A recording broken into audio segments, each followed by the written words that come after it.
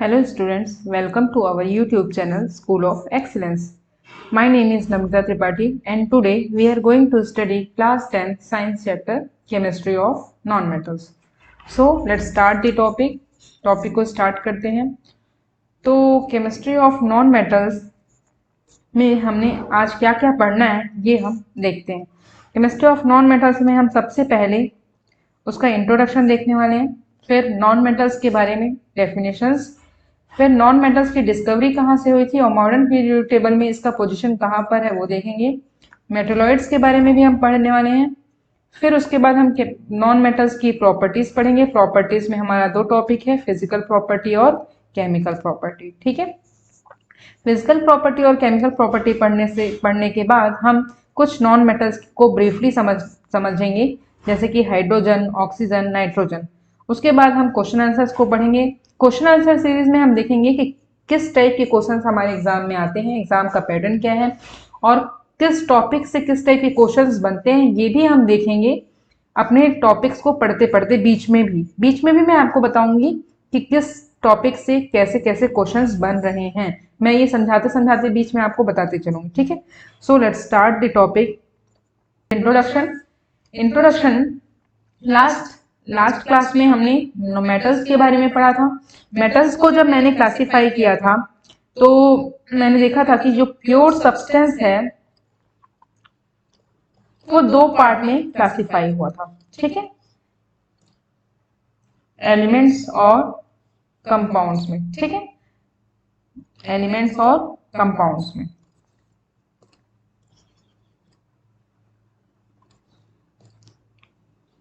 Pure substance का हमने जब क्लासिफिकेशन किया था तो वो एलिमेंट्स और कंपाउंड्स दो पार्ट में डिवाइड हुआ था। तो एलिमेंट्स के अंदर हमने देखा था मेटल, नॉन मेटल और मेटलॉइड्स। मतलब एलिमेंट्स भी जब क्लासिफाई हुआ तो किस में हुआ? मेटल, नॉन मेटल और मेटलॉइड्स में हुआ। ठीक है, तो लास्ट क्लास में हमने मेटल्स के बारे में देखा था ब्रीफली। आप लोग लास्ट क्लास जाके देख सकते हैं, बहुत ही इंपॉर्टेंट टॉपिक है मेटल्स। उसमें बोर्ड एग्जाम से बहुत सारे क्वेश्चन बनते हैं, मैंने वो पूरा डिस्कस किया है। तो अभी हम नॉन मेटल्स के बारे में ब्रीफली पढ़ने वाले हैं। सो नॉन मेटल्स की डेफिनेशन देखते हैं हम।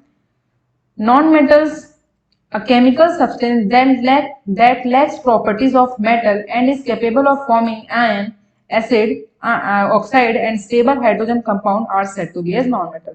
इसमें ये बोलना चाहता है कि ऐसे chemical elements that lacks property of metals, जिनमें मेटल्स की प्रॉपर्टी नहीं है और वो आयंस बनाते हैं और क्या करते हैं, एसिड ऑक्साइड भी बनाते हैं।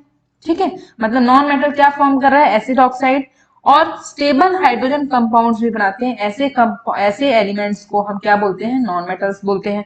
ठीक है, नॉन मेटल्स की एक और डेफिनेशन देखते हैं। अगर नॉन मेटल्स का डेफिनेशन लिखने को आपको एग्जाम में आ गया, what do you understand by non metals, या नॉन मेटल्स क्या है, व्हाट इज नॉन मेटल्स, तो आप पहला तो ये लिख सकते हैं, दूसरा डेफिनेशन ये लिख सकते हैं। ठीक है, तो आपको डेफिनेशन में ये बहुत ही क्लियर डेफिनेशन मैंने लिखा है, आप इसको राइट डाउन कर सकते हैं। तो देखो यहाँ पे लिखा हुआ है the elements which accept electron. देखो ये accept electron to complete their octet and thus form negative ions, है ना, are known as non metals. ठीक है, क्या कहलाते हैं, नॉन मेटल्स। ठीक है, तो इसका मतलब क्या हुआ, इसका मतलब हुआ ऐसे एलिमेंट्स जो इलेक्ट्रॉन क्या करते हैं, एक्सेप्ट करते हैं, मतलब लेते हैं। ठीक है, किस लिए, अपने ऑक्टेट को कंप्लीट करने के लिए। और अगर वो इलेक्ट्रॉन ले रहे हैं तो कैसा चार्ज उनमें आ जाएगा, निगेटिव चार्ज, है ना, निगेटिव चार्ज ले लेंगे वो, क्योंकि वो ले रहे हैं। ऐसे एलिमेंट्स को हम क्या बोलते हैं, नॉन मेटल्स। तो आप ये बहुत ही अच्छी डेफिनेशन है, आप इसको बोर्ड एग्जाम में भी लिख सकते हैं, कहीं भी अपने एग्जाम में आंसर लिख सकते हैं। व्हाट डू यू, अगर क्वेश्चन आ गया व्हाट इज नॉन मेटल, क्या क्वेश्चन आ गया, व्हाट इज नॉन मेटल। ठीक है, तो नॉन मेटल्स क्या है, आप इसको, ये क्वेश्चन यहाँ पे बन रहा है, तो नॉन मेटल क्या है, आप यहाँ पे ये या फिर ये या दोनों डेफिनेशन को आप बहुत ही अच्छे से लिख सकते हैं। अब देखो यहाँ पे लिखा है since non metal have tendency to gain electron so they are called electronegative in nature. उनके पास इलेक्ट्रॉन्स लेने की, गेन करने की मतलब इलेक्ट्रॉन लेने की क्षमता होती है, इसलिए उनको इलेक्ट्रोनेगेटिव कहा जाता है। नेचर, उनका नेचर कैसा होता है, इलेक्ट्रॉन नेगेटिविटी। अब देखो ये क्या है, क्या बोल रहे हैं, मैं आपको इसको एग्जाम्पल से समझाती हूँ तो आपको ये डेफिनेशन बहुत ही ज्यादा और क्लियर हो जाएगी। देखो जैसे कोई एलिमेंट है, यहाँ पे क्या बोल रहा है, जो एलिमेंट एक्सेप्ट करता है इलेक्ट्रॉन। मान लेते हैं, एग्जाम्पल ले लेती हूँ मैं,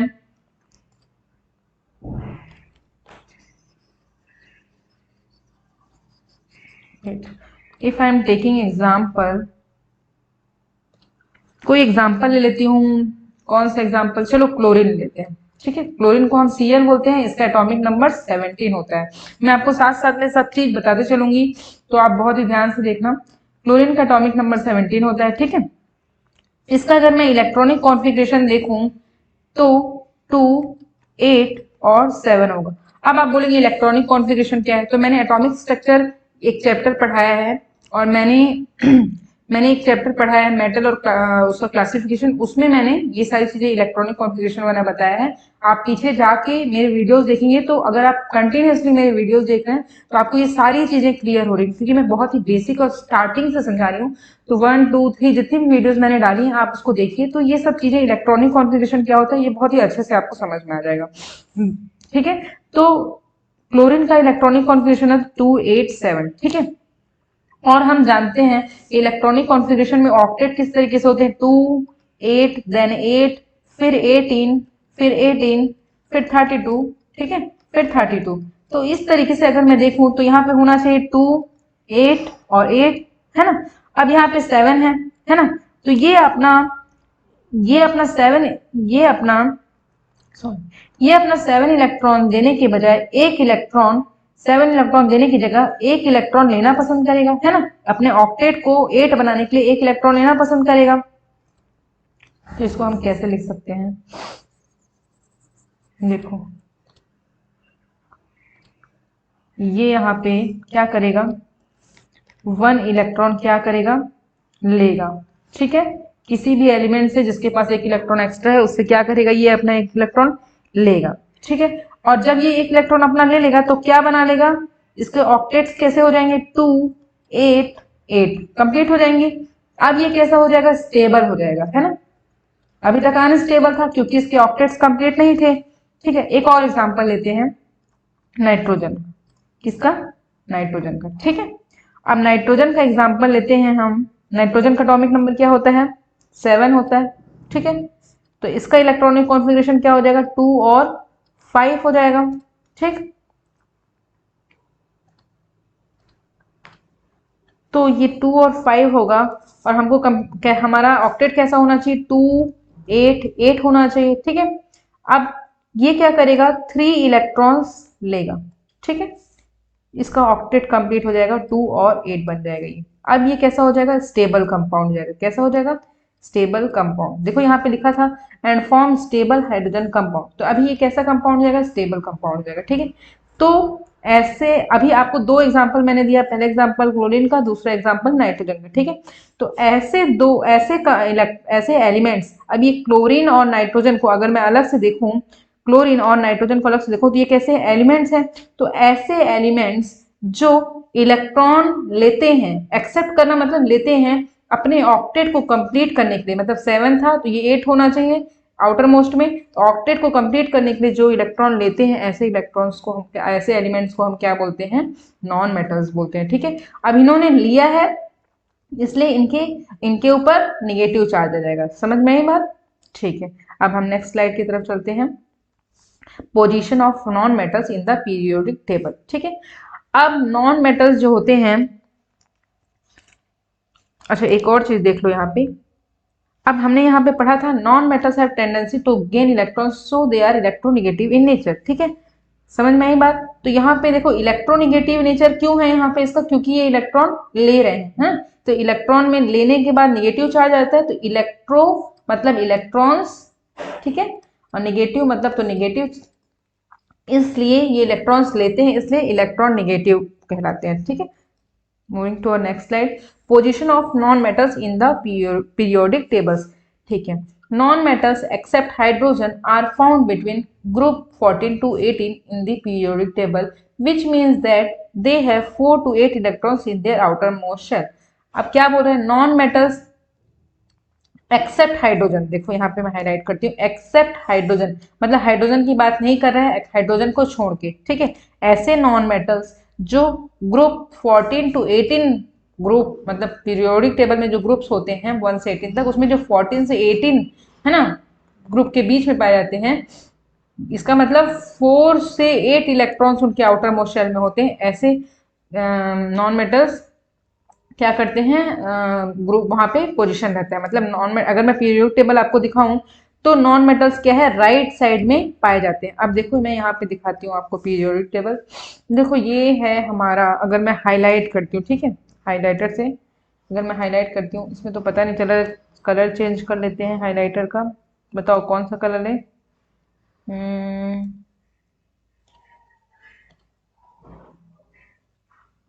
ब्लू ले लें क्या, ग्रीन ले लें?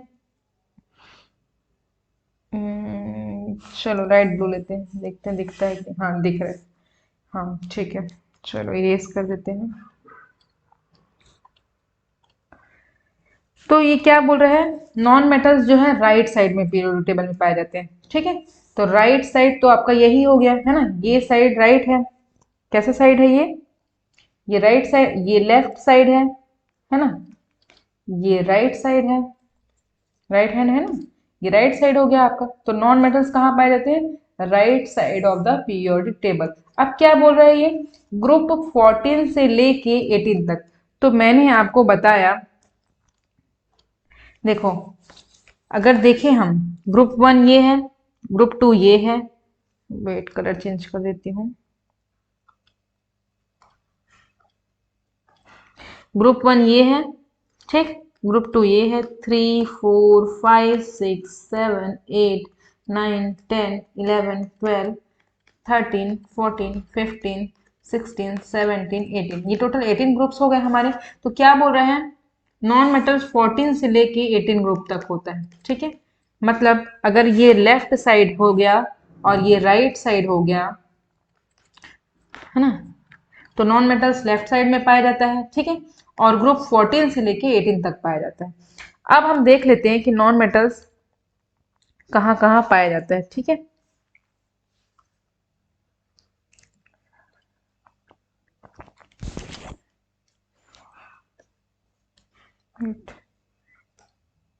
यहाँ पे जो नॉन मेटल्स हैं, अगर मैं नॉन मेटल्स को यहाँ पे लिखूं, तो नॉन मेटल्स टोटल कितने होते हैं, हमने देखा था लास्ट स्लाइड में। नॉन मेटल्स हमारे होते हैं टोटल 18, ठीक है। 18 नॉन मेटल्स जो होते हैं वो भी क्लासीफाई होते हैं किसमें, सॉलिड, लिक्विड और गैस में। किसमें, सॉलिड, लिक्विड और गैस में, ठीक है। ये हम फिजिकल प्रॉपर्टी में आगे पढ़ेंगे। नॉन मेटल्स टोटल हमारे 18 होते हैं, ठीक है, जो डिवाइड होते हैं सॉलिड, लिक्विड, गैस में। लिक्विड का अगर आपको याद रखना तो एक ही होता है, ठीक है। गैस में लगभग अप्रोक्सीमेटली 11 होते हैं, ठीक है, और सॉलिड्स में 5 या 6 होते हैं, ठीक है। तो अगर हम देखें, ये क्लासिफिकेशन है नॉन मेटल का, ठीक है। नॉन मेटल का क्लासिफिकेशन है कि लिक्विड नॉन मेटल एक होते हैं जिसका नाम होता है ब्रोमीन। क्या नाम होता है, ब्रोमीन, ठीक है। वेट कलर चेंज कर लेते हैं, ब्रोमीन, ठीक है, ये लिक्विड नॉन मेटल होता है। गैस में हमारे, अगर मैं देखूं, गैस नॉन मेटल्स को अगर मैं देखूं तो हीलियम, ठीक है। जो ग्रुप 18 होता है वो पूरा होता है। ग्रुप 18 में क्या क्या होता है अगर मैं देखूं, चलो पीरियोडिक टेबल समझते हैं इसको। ये लेफ्ट साइड, राइट साइड में होता है, ये तो हमने देख लिया। एक ये, दो, तीन, चार, पाँच, छ, 6 ये हो गए, 7 8 9 10 11, ठीक है। और देखिए अगर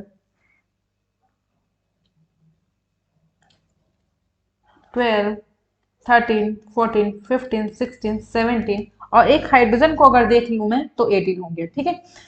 अब देखो यहाँ पे मैंने टिक किया हुआ है, ये सारे हमारे नॉन मेटल्स हैं, ठीक है।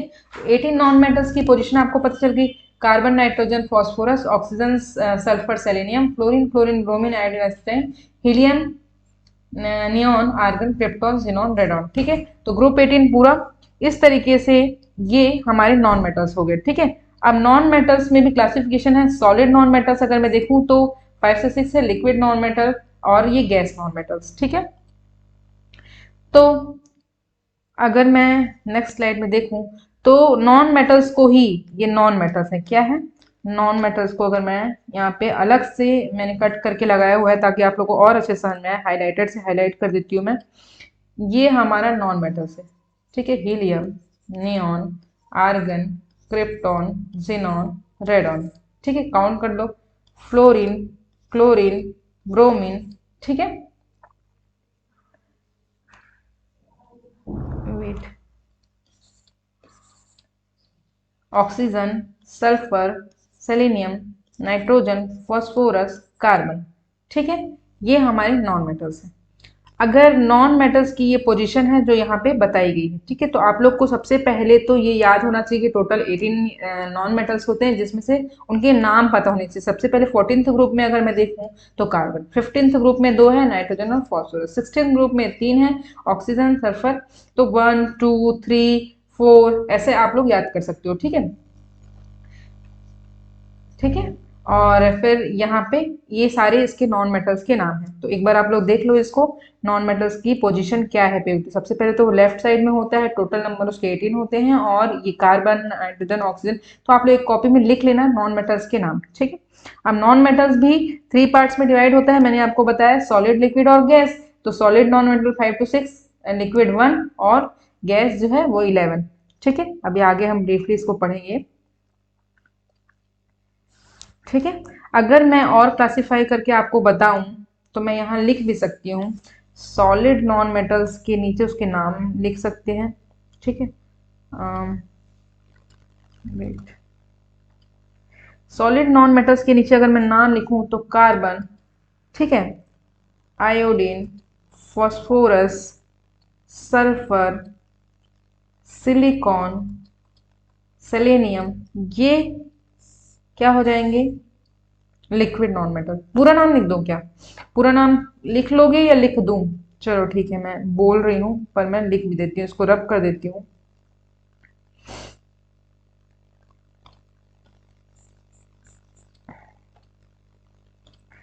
यहाँ पे लिख देती हूँ मैं सॉलिड नॉन मेटल्स के नाम, कार्बन, ठीक है, आयोडीन,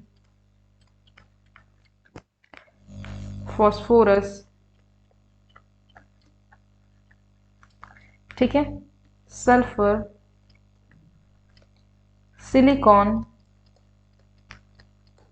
और सेलेनियम, ठीक। ये हम हमारा हो गया 1 2 3 4 5 एंड 6। ये सॉलिड नॉन मेटल्स हो गए। ब्रोमीन का मैंने आपको बताया है ये। और अगर मैं गैसियस नॉन मेटल्स की बात करूं तो हीलियम, हीलियम, नियॉन,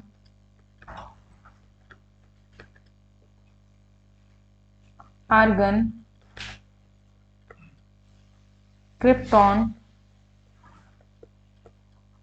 जिनॉन, सबसे पहले तो ग्रुप 18 का ही लिख लेते हैं, रेडॉन, ठीक है। फिर और गैसेस को देख लेते हैं, फ्लोरीन, स्पेलिंग थोड़ा आप लोग ध्यान देना, क्लोरीन, ठीक है, एस्टेटाइन, ऑक्सीजन, ये सारी जो क्या हो जाएगी, क्या हो जाएगी, गैसियस नॉन मेटल्स, ठीक है। अब हम डायग्राम से भी देख लेते हैं। यहाँ पे मैंने कुछ छोड़ दिया कि 1 2 3 4 5 6 7 8 9 10, नाइट्रोजन 11 हो जाएगा, ठीक है। इस तरीके से 11 नॉन गैसियस नॉन मेटल्स हैं।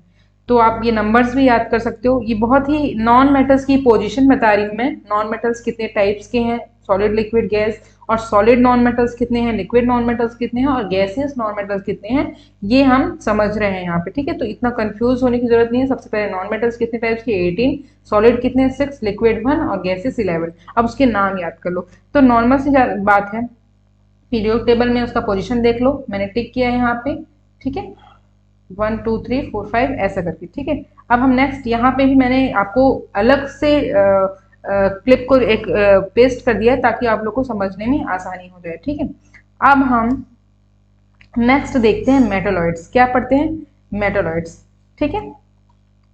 नॉन मेटल्स के बारे में हम अभी ब्रीफली और पढ़ने वाले हैं, बट एक शॉर्ट है मेटोलॉइड्स जो आप लोग के नॉन मेटल्स और मेटल्स के बीच में आता है। तो चलो देखते हैं यहाँ पे, those elements which are having properties of both metal and non metals. देखो ये लाइन को अंडरलाइन कर लो, यहाँ पे क्या लिखा हुआ है, properties of both non metals and metals are called metalloids. तो यहाँ पे लिखा हुआ है कि ऐसे एलिमेंट्स जो पीरियोडिक टेबल है ना, ये जो पूरा पीरियोडिक टेबल ना, इसमें ये फिल ऑफ किससे फिल है, एलिमेंट से, ठीक है। तो हम जितना भी सिंगल एलिमेंट है उसके बारे में ही बात कर रहे हैं यहाँ पे, ठीक है। तो ऐसे एलिमेंट जिनकी प्रॉपर्टी मेटल और नॉन मेटल दोनों की जैसी होती है, मतलब जो मेटल नॉन मेटल दोनों की जैसे प्रॉपर्टी शो करते हैं, ऐसे एलिमेंट्स को हम मेटोलॉइड्स बोलते हैं, ठीक है। अब सेकेंड पॉइंट यहाँ पे लिखा हुआ है, there are total 7 metalloids till now, ठीक है। These are found between metal and non metal. ये कहाँ पाए जाते हैं, मेटल और नॉन मेटल के बीच में पीरियोडिक टेबल में। Can be seen as zigzag pattern in modern periodic table. अब देखो कैसे, देखो मैं आपको यहीं पे हाईलाइट करके मैं आपको दिखाती हूँ, ठीक है। देखो अगर इसको मैं देखूं, wait let me change the colour, colour change कर लूंगी तो ज़्यादा अच्छा हो जाएगा आप लोग के लिए। रेड कर दें क्या, ठीक है। ये boron, silicon, germanium, arsenic, antimony और टेल्यूरियम, पोलोनियम, ये क्या हो गए, मेटलॉइड्स, ठीक है। रेड कलर से मैंने जिसको लिखा है वो क्या है, मेटलॉइड्स, ठीक है। किस कलर से, रेड कलर से, जिसको मैंने हाईलाइट किया है। और जिसको मैंने पर्पल कलर से हाईलाइट किया है वो क्या है, नॉन मेटल्स, ठीक है। कंफ्यूज नहीं होना है आप लोगों को, ठीक है। तो यही बोल रहा है, देखो अब इस पोजीशन को अगर मैं देखूं तो ये कैसा है, देखो देखो ये जिग जैग पोजीशन शो कर रहा है कि नहीं, ये देखो यहां से ऐसा, अगर ये जिग जैग पोजीशन शो कर रहा है कि नहीं, आप देखो यहाँ पे,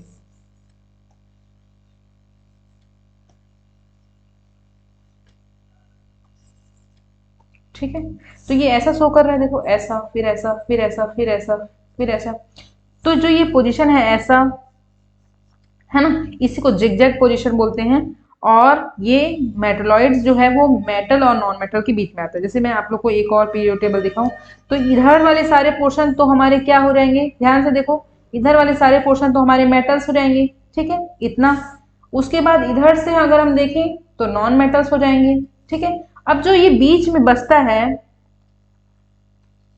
बीच में जो ये बच रहा है, ये क्या हो जाएगा, मेटलॉइड्स हो जाएगा, ठीक है, यहां से यहां तक। तो ये यही बोल रहा है, पहले मेटल्स आएंगे, मेटल्स, फिर क्या आएगा, बीच में मेटलॉइड्स, फिर क्या आएगा, नॉन मेटल्स। तो लेफ्ट राइट का जो पोजीशन बता रहा है कि मिडिल में हमारे पाया जाता है मेटलॉइड्स, मिडिल में, लेफ्ट में पाया जाता है मेटल्स और राइट में पाया जाता है नॉन मेटल्स। समझ में आई आप लोग को चीजें, ठीक है। अब हम देखते हैं नेक्स्ट टॉपिक हमारा एलोट्रॉप्स, ठीक है। एलोट्रॉप्स में देखो लिखा हुआ है, those elements which are formed in more than one state due to which they look different in their physical property are called allotropes and the properties are known as allotropy, ठीक है। देखो example दिया हुआ है, carbon, oxygen, phosphorus, sulphur. देखो board exam में ना आपके क्वेश्चंस, या एग्जाम में आपके किस टाइप के क्वेश्चंस आ सकते हैं कि what do you mean by allotropy, या फिर क्या आ सकता है कि एलोट्रॉप्स क्या है, ठीक है। तो डेफिनेशन के लिए तो ये बहुत ही परफेक्ट डेफिनेशन यहाँ पे लिखा हुआ है।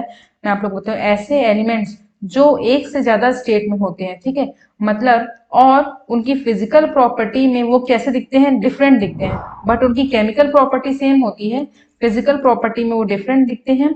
और ऐसे एलिमेंट्स को क्या बोले थे, एलोट्रॉप। जैसे कि मैं एग्जांपल से आपको समझाती हूँ, कार्बन क्या है, कार्बन, ठीक है। अब देखो कार्बन में ना, कार्बन के एलोट्रॉप्स अगर मैं देखूं तो क्या क्या है पता है, कार्बन के एलोट्रॉप्स होते हैं ग्रेफाइट, देखो लिख लो ना यहाँ पे, ग्रेफाइट। ये बहुत इंपॉर्टेंट क्वेश्चन है, क्वेश्चन पूछ देता है, explain the allotropes of carbon, explain the allotropes of oxygen, explain the allotropes of sulphur, है ना, या give give the name of, इस टाइप के क्वेश्चन 1 मार्क्स में, 2 मार्क्स में ये आ सकते हैं। तो कार्बन के एलोट्रॉप्स यूजुअली जो पूछे गए क्वेश्चन है ग्रेफाइट, डायमंड, कोल या चारकोल, इस टाइप का होता है एक्सेट्रा। तो राइट डाउन दिस, आप इसको लिख लो कि एलोट्रॉप्स ऑफ कार्बन, अगर क्वेश्चन बन गया what do you understand by allotropes of carbon या नेम एलोट्रॉप्स ऑफ कार्बन, तो ग्रेफाइट, डायमंड, कोल, चारकोल, इस टाइप का क्वेश्चन आएगा। या फिर यहाँ पे लिखा होगा कि कार्बन लिखा होगा कहीं पे और मैच दी फॉलोइंग में डायमंड दिया होगा तो आपको तो भी लिखना है, ठीक है। या फिर फिल इन द ब्लैंक्स में एलोट्रॉप्स ऑफ कार्बन, अगर डायमंड का नाम दिया है, ग्रेफाइट का नाम है, तो आपको इस टाइप के क्वेश्चंस बनेंगे, ठीक है। मैं आगे बताऊंगी किस टाइप के क्वेश्चंस बनेंगे पर एलोट्रॉप ऑफ कार्बन। अब सेकंड हम देखते हैं ऑक्सीजन का एलोट्रॉप्स, किसका, ऑक्सीजन का, ठीक है। ऑक्सीजन का एलोट्रॉप्स देख लेते हैं। देखो ऑक्सीजन के एलोट्रॉप्स है ओजोन, ठीक है। ओजोन का फॉर्मूला होता है O3। और क्या होता है, देखो जैसे कि मैंने आपको बताया कार्बन के एलोट्रॉप्स हैं, डायमंड के ग्रेफाइट और डायमंड। तो मैं आपको एक चीज और समझाती हूँ एलोट्रॉप्स का मतलब, जिनमें जो मॉलिक्यूल्स हैं, जैसे कार्बन के molecules, carbon is in black colour ना, कार्बन को अगर देखो तो वो ब्लैक कलर का होता है। लेकिन कार्बन के मॉलिक्यूल्स बहुत सारे जब मिलते हैं तो वो क्या बनाता है, कोल बनाता है। क्या बनाता है, कोल, ठीक है। अगर कार्बन के बहुत सारी मॉलिक्यूल मिल रहे हैं तो वही क्या बनाता है, डायमंड बनाता है। तो कॉमन सी बात है, सोचने वाली बात है, ब्लैक और व्हाइट दोनों दोनों के कलर में अगर मैं देखूं, ब्लैक और शाइनी डायमंड दोनों का शाइनी या व्हाइट कलर का अगर मैं देखूं, दोनों कलर में चेंजेस है ना। लेकिन क्यों चेंजेस है, क्योंकि जो कार्बन की पोजीशन है ना, वो दोनों में अलग है। वो दोनों में क्या है, कार्बन कोल में और डायमंड में, दोनों में जो कार्बन की पोजीशन है ना वो अलग अलग है।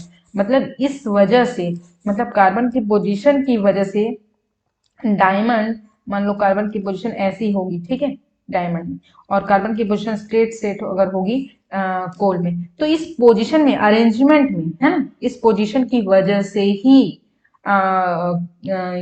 मतलब अलग अलग सब्सटेंस बन रहा है, जैसे ग्रेफाइट बन रहा है और डायमंड बन रहा है, ठीक है। कार्बन से ही बन रहा है ग्रेफाइट भी और कार्बन से ही बन रहा है डायमंड भी, बट ये दोनों में अंतर क्यों है, क्योंकि दोनों में कार्बन की पोजीशन अलग अलग है, ठीक है। तो एलोट्रॉप्स का मतलब आपको समझ में आया, those element which are formed in more than one state. मतलब देखो कार्बन को अगर मैं देखूं तो कार्बन ग्रेफाइट के फॉर्म में भी है और कार्बन डायमंड के फॉर्म में भी है, तो एक से ज्यादा स्टेट है इसकी, due to which they look different in their physical property. देखने में दोनों अलग है फिजिकल प्रॉपर्टी में, है ना, क्योंकि एक से अधिक स्टेट में है। ऐसे एलिमेंट प्रॉपर्टीज को एलोट्रॉप्स बोलते हैं और इस प्रॉपर्टी को एलोट्रॉप भी बोलते हैं। तो समझ में आया आपको। नेक्स्ट टॉपिक की तरफ हम चलते हैं, प्रॉपर्टीज ऑफ नॉन मेटल्स। तो नॉन मेटल्स की कुछ और प्रॉपर्टीज हम देखते हैं। तो सबसे पहला पॉइंट यहाँ पे लिखा हुआ है, non metal shows properties opposite to metals, ठीक है। तो ये तो बहुत ही देख के ही आपको ये चीजें समझ में आ रही होगी कि नॉन मेटल जो है वो प्रॉपर्टी कैसे शो करती है, मेटल से जस्ट अपोजिट प्रॉपर्टी। तो मतलब जो मेटल्स की प्रॉपर्टी होती है उसकी अगर जस्ट अपोजिट प्रॉपर्टी हम देखें तो वो किसकी प्रॉपर्टी होती है, वो नॉन मेटल्स की भी वही प्रॉपर्टी होती है, ठीक है। तो चलो देखते हैं। सबसे पहले हम नॉन मेटल की दो प्रॉपर्टी देखेंगे, फिजिकल प्रॉपर्टी और केमिकल प्रॉपर्टी। तो सबसे पहले हम उसकी फिजिकल प्रॉपर्टी पे ध्यान देते हैं। फिजिकल प्रॉपर्टी में मैंने आपको पहले ही बताया नॉन मेटल तीन फॉर्म में थे, सॉलिड, लिक्विड और गैस फॉर्म में, जबकि मेटल्स हमारे कैसे होते थे, सिर्फ सॉलिड ही होते थे। मेटल्स जो होते थे वो सिर्फ कैसे होते थे, सॉलिड होते थे। लेकिन नॉन मेटल्स हमारे कैसे हैं, सॉलिड भी हैं, लिक्विड भी हैं और गैस भी हैं, ठीक है। देखो मेटल्स हमारे इसमें सबसे स्टार्टिंग में लिखा हो अपोजिट टू मेटल्स, मतलब जो मेटल्स में जो प्रॉपर्टी होगी उसका जस्ट अपोजिट क्या होगा, नॉन मेटल्स में। तो नॉन मेटल्स जो मेलिएबल थे, मेलिएबल मतलब वो थिन शीट बना लेते थे बीट करने पे हैमर से, लेकिन नॉन मेलिएबल है ये नॉन मेटल जो है वो शीट का फॉर्मेशन नहीं करते। डक्टाइल मतलब थिन वायर के फॉर्म में, डक्टाइल का मीनिंग होता है थिन वायर, ठीक है। अगर हम उसको स्ट्रेच करें तो वो कैसा होगा, थिन वायर का रूप ले लेगा।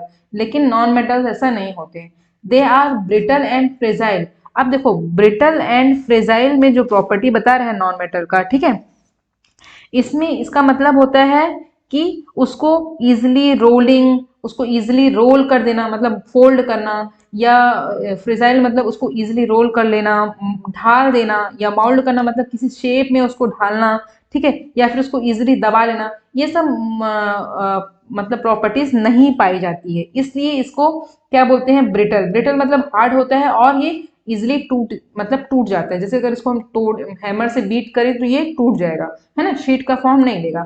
जस्ट अपोजिट है मेलिएबल के, है ना। और फ्रिजाइल मतलब ये वायर का फॉर्म नहीं लेगा, ये क्या हो जाएगा, किसी भी एक फॉर्म में या शेप में ये चेंज नहीं होगा, ठीक है, मोल्ड नहीं होगा।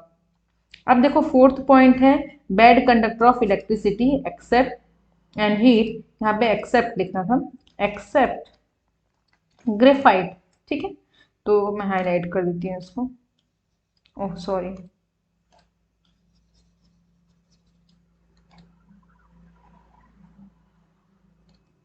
एक्सेप्ट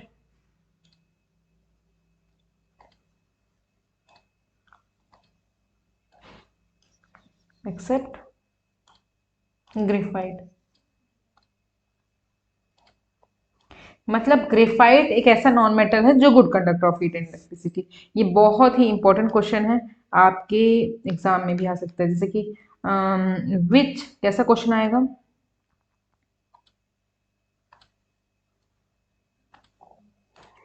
एक क्वेश्चन देखो, मैं यहाँ पे क्वेश्चन भी आप लोग को लिखाते जा रही हूँ ना। देखो क्वेश्चन लिखो, which non metal, which non metals show good conductor of electricity.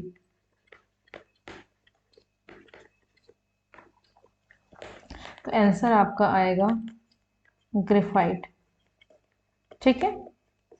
ऐसे कौन से नॉन मेटल हैं जो आपको हीट एंड इलेक्ट्रिसिटी के गुड कंडक्टर होते हैं, तो क्या होगा, ग्रेफाइट उसका आंसर। मतलब जितने नॉन मेटल्स हैं वो सब bad conductor of heat and electricity होते हैं, ठीक है। क्योंकि मेटल्स गुड कंडक्टर ऑफ होते हैं तो नॉन मेटल्स का जस्ट अपोजिट बैड कंडक्टर होते हैं, क्योंकि वो अपने आप से कंडक्ट इलेक्ट्रिसिटी फ्लो नहीं करते हैं, ठीक है, इसलिए वो bad conductor of heat and electricity होते हैं। लेकिन ग्रेफाइट एक ऐसा नॉन मेटल है जो नॉन मेटल होने के बावजूद, क्योंकि सारे नॉन मेटल्स बैड कंडक्टर होते हैं, लेकिन ग्रेफाइट उसके बावजूद हीट कंडक्ट करवाता है, इलेक्ट्रिसिटी कंडक्ट करवाता है, ठीक है। ये नॉन लस्टरस है, ठीक है। Next, chemical properties of non metals, ठीक है। Chemical properties of non metals में हम पहला रिएक्शन देखते हैं जब नॉन मेटल्स किसके साथ रिएक्ट कर रहे हैं, मेटल्स के साथ, ठीक है। तो when non metals react with metals it forms ionic compound, here metal is oxidised and non metal is reduced, ठीक है। तो इसका मतलब है जब नॉन मेटल्स मेटल के साथ रिएक्ट करता है तो वो कैसा आयोनिक कंपाउंड बनाता है, जहां पे मेटल जो होता है वो ऑक्सीडाइज्ड हो जाता है, ठीक है, मतलब उसमें ऑक्सीजन एड और नॉन मेटल्स रिड्यूस हो जाता है, निकलता है, ठीक है। जैसे कि हाइड्रोजन अगर नॉन मेटल है तो वो निकल जाएगा और ऑक्सीजन उसमें ऐड हो जाएगा, ठीक है।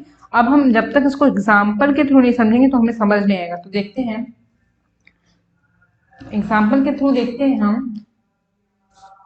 देखो जैसे कि मैग्नीशियम है, ठीक है, मैग्नीशियम मेटल ले लिया मैंने, ठीक है, और ऑक्सीजन ले लिया, ठीक है, वेट,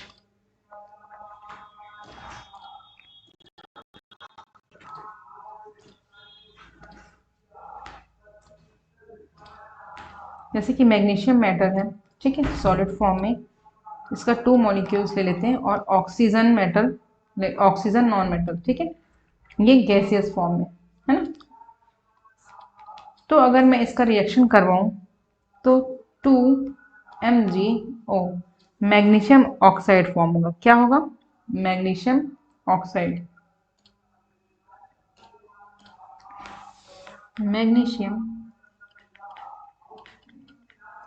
ऑक्साइड का फॉर्मेशन हो रहा है, ठीक है।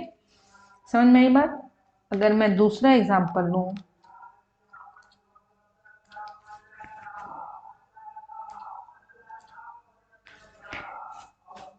दूसरा एग्जांपल हम ले लेते हैं सोडियम मेटल और chlorine non metal. Sodium metal है तो सॉलिड फॉर्म में, क्लोरीन जो है हमारा गैसियस फॉर्म में, ठीक है। इसको लेते हैं तो क्या ये बनेगा 2NaCl, सोडियम क्लोराइड बनेगा, ठीक है। आप लोग कंपाउंड्स के नाम भी याद करके जाना ना, जैसे 2NaCl मैंने बोला तो सोडियम क्लोराइड, ठीक है। अब सोडियम क्लोराइड का फॉर्मेशन हुआ। थर्ड एग्जांपल देख लेते हैं। आयरन मेटल ले लो, ठीक है, सॉलिड फॉर्म में, और सल्फर नॉन मेटल लेते हैं जो किस फॉर्म में है, ये भी सॉलिड फॉर्म में, ठीक है। तो FeS, ठीक है, ये फॉर्म होगा,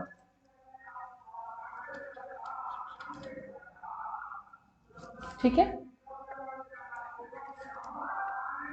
आयरन सल्फाइड, ठीक। तो यहाँ पे हम देखें कि जब मेटल्स नॉन मेटल के साथ रिएक्ट कर रहे हैं तो क्या फॉर्म हो रहा है। देखो यहाँ पे ऑक्साइड, क्लोराइड, सल्फाइड, ठीक है।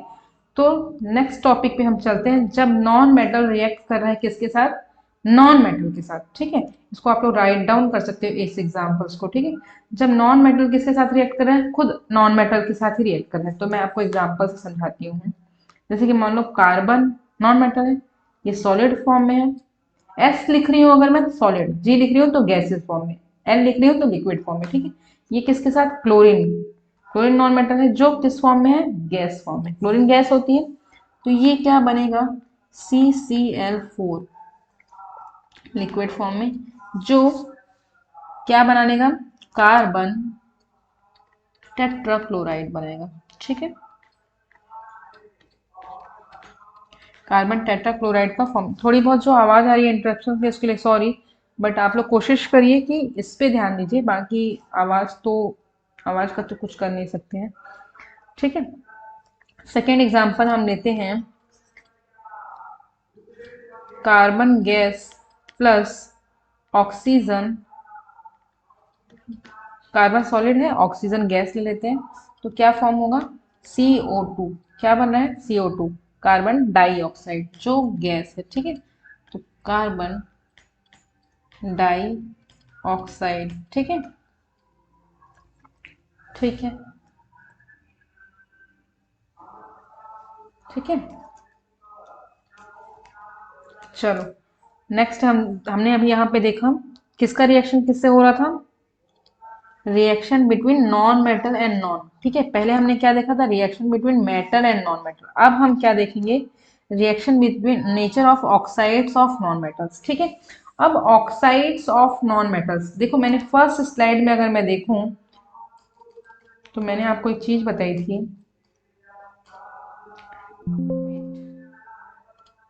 मैंने आपको बताया था form acid oxide. Non metal कैसा ऑक्साइड फॉर्म करता है, एसिड ऑक्साइड, ठीक है। इस वर्ड का अब हम मतलब समझते हैं। देखो wait wait wait, sorry, oxides of non metal, ठीक है। तो अब मैं यहाँ पे आप लोगों को बताने वाली हूँ कि जो नॉन मेटल है, नॉन मेटल जो है वो एसिड ऑक्साइड फॉर्म करता है,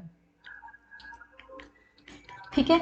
उसी जगह पे अगर मेटल की बात करूं मैं, मेटल कैसा ऑक्साइड फॉर्म करता है, ये बहुत इंपॉर्टेंट है ना, इससे बहुत सारे क्वेश्चंस बने हैं, इसलिए मैं बता रही हूँ। मेटल जो है वो बेसिक ऑक्साइड फॉर्म करता है, ठीक है।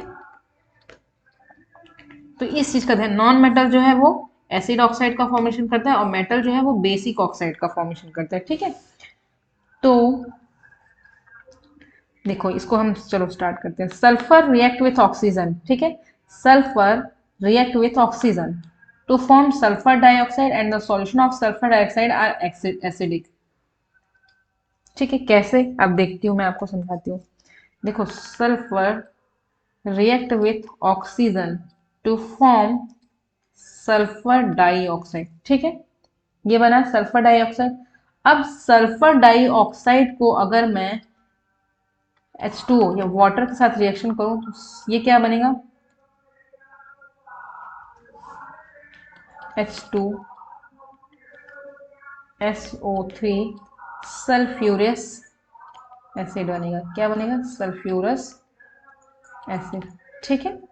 तो ये क्या था, सल्फर डाई ऑक्साइड, ठीक है, सल्फर डाई ऑक्साइड। ये सल्फर डाई ऑक्साइड जो है वो कैसा है, एसिडिक नेचर का है, ठीक है, कैसा है, एसिडिक नेचर का, तो जो नॉन मेटल्स होते हैं वो कैसे होते हैं, एसिडिक ऑक्साइड फॉर्म करते हैं। ये ऑक्साइड फॉर्म कर रहा है कि नहीं, तो कैसा, सल्फ्यूरिक एसिड होता है कि नहीं, ये सल्फ्यूरिक एसिड है और सल्फ्यूरिक एसिड से सल्फर डाइऑक्साइड बन रहा है, सल्फ्यूरस से सल्फर डाइऑक्साइड बन रहा है सल्फर से, तो ये भी कैसा है, एसिडिक नेचर का है, ठीक है।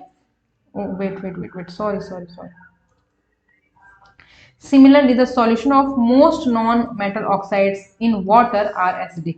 देखो मैंने आपको यहाँ पे बताया जितने भी नॉन मेटल्स हैं वो वाटर के साथ कैसा फॉर्म करते हैं, एसिडिक फॉर्म में करते हैं। देखो जैसे SO2 प्लस H2O कैसा बना, सल्फर सल्फ्यूरिक एसिड।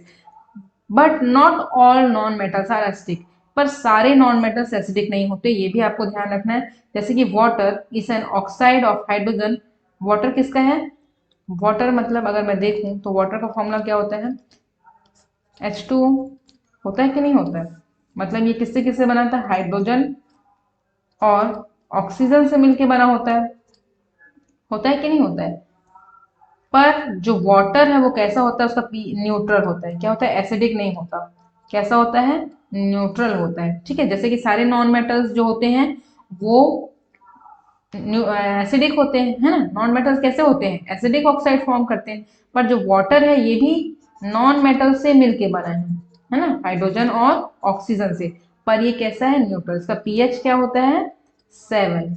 हमेशा ये क्वेश्चन बनते हैं, what is the pH of water, ठीक है। तो पीएच वाटर का और NaCl सॉल्ट का हमेशा क्या होता है, न्यूट्रल होता है, 7, ठीक है। न्यूट्रल मतलब 7। लेकिन नॉन मेटल्स यूजुअली कैसा होता है, एसिडिक होता है, ठीक है। ये पॉइंट आप लोग को ध्यान देना है, मैं हाईलाइट कर देती हूँ, ठीक है।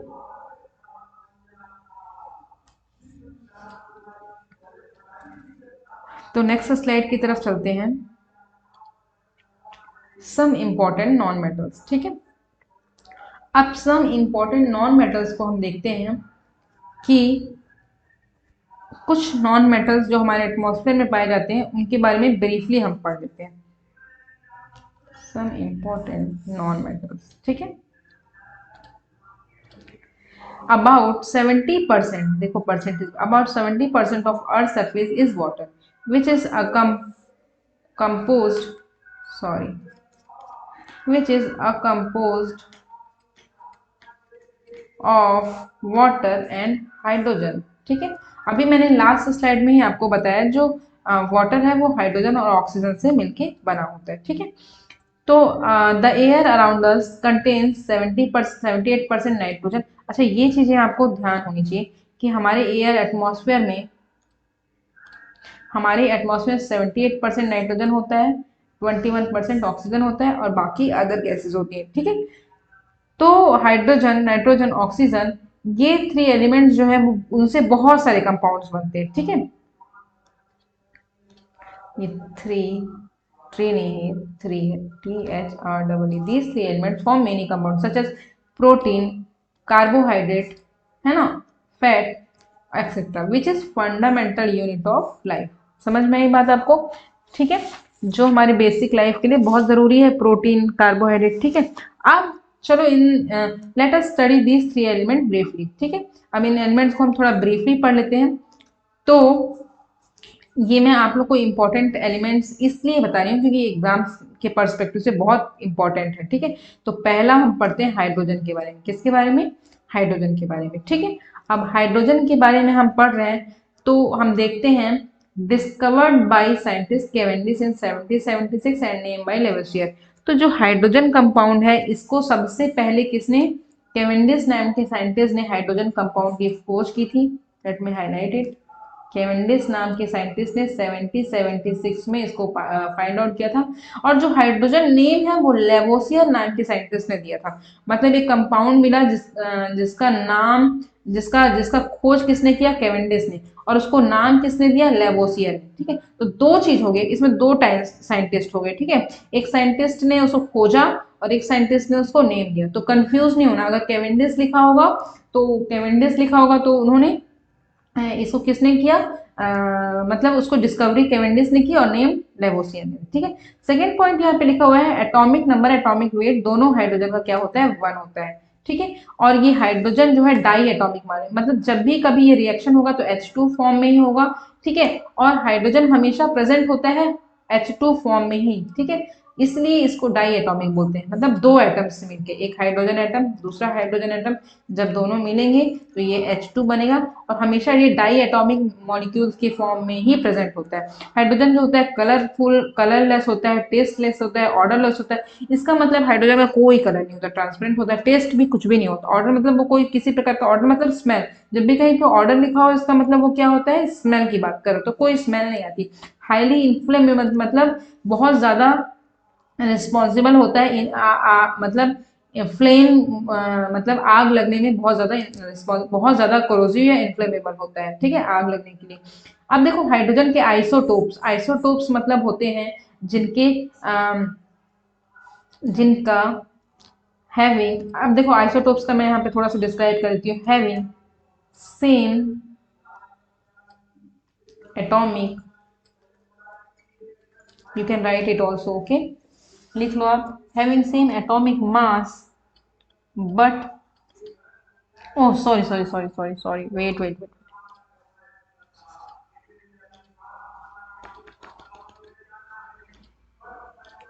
same atomic number but different atomic weight, ठीक है। तो ये हो गया हमारा आइसोटोप्स। तो आप लोगों को क्वेश्चन ये भी पूछ सकता है कि what do you understand by isotopes, या फिर लिख देगा having same atomic number but different atomic weight, dash कर देगा, तो ये क्या है, आइसोटोप्स है, ठीक है। तो हाइड्रोजन के तीन आइसोटोप्स होते हैं, कौन कौन से, हाइड्रोजन के तीन आइसोटोप्स होते हैं, मैं उनको बताती हूँ आपको। पहला होता है H1, क्या होता है H1, दूसरा होता है D2, ठीक है, तीसरा होता है T3। अब इसका नाम भी होता है, अब H1 को हम बोलते हैं प्रोटियम, क्या बोलते हैं, प्रो, दूसरे कलर से लिख देती हूँ ताकि आप लोग को दिखे या समझ में आए, ठीक है। चलो,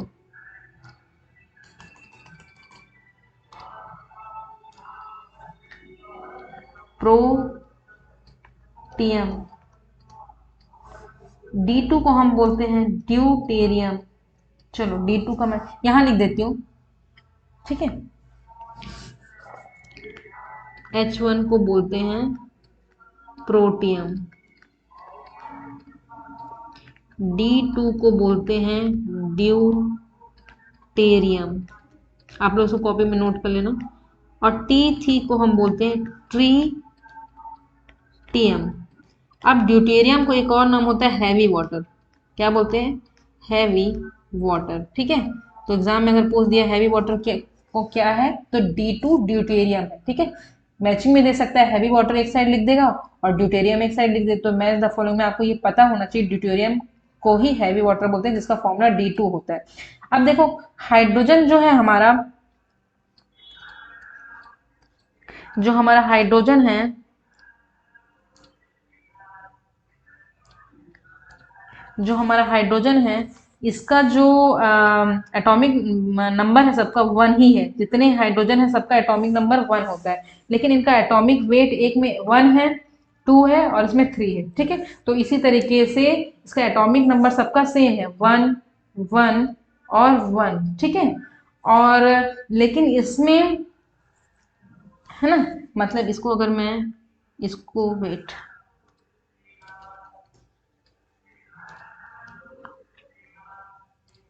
अगर इसको मैं H1 लिखूं, 1H1, ठीक है, इसको मैं लिखूं 1H2, इसको अगर मैं लिखूं 1H3, तो ये मतलब ड्यूटेरियम है, प्रोटियम है, ये ड्यूटेरियम है और ये ट्रिटियम, ठीक है। तो यही इसी का मतलब है, जब हाइड्रोजन का एटॉमिक नंबर 1 रहे और एटॉमिक वेट 3 रहे तो ये ट्रिटियम बन जाएगा। एटॉमिक वेट अगर इसका 1 है और एटॉमिक नंबर 1 है, एटॉमिक वेट 2 रहे तो ये ड्यूटेरियम कहलाएगा, और एटॉमिक नंबर भी 1 और वेट भी 1 तो ये प्रोटियम कहलाएगा, ठीक है। तो समझ में आई चीजें, ये इंपॉर्टेंट है, इससे मैं आपको बहुत टाइम लगा के इसको बता रही हूँ, ठीक है। नेक्स्ट तरफ हम चलते हैं, lab method, laboratory preparation method of hydrogen, ठीक है। अब हम laboratory preparation method of hydrogen को देखते हैं। तो अगर हम इसमें देखें तो हमारा हाइड्रोजन जो है वो एटमॉस्फेयर में तो पाया ही जाता है, ठीक है, लेकिन लैब में हम इसको कैसे प्रिपेयर कर सकते हैं वो हम थोड़ा सा देखते हैं, ठीक है। तो लैब में हाइड्रोजन प्रिपेयर करने के लिए हमको चाहिए HCl और जिंक मेटल, ठीक है। तो मैं आपको केमिकल रिएक्शन से भी समझा सकती हूँ, ठीक है। कैसे, देखो, चलो करते हैं हम लैब में हाइड्रोजन कैसे प्रिपेयर करते हैं, चलो देख लेती हूँ।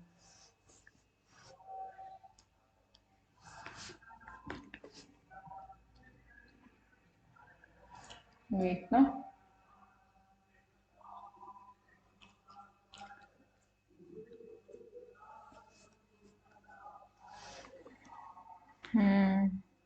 तो एग्जाम्पल में अगर मैं ले लूं, ठीक है, चलो जिंक मेटल ले लेते हैं, ठीक है, और क्या ले लेते हैं, HCl, ठीक है। जिंक को अगर मैं Zn लिख लूं और यहाँ पे 2HCl के साथ अगर मैं रिएक्शन कर, कलर चेंज कर दें क्या, वेट,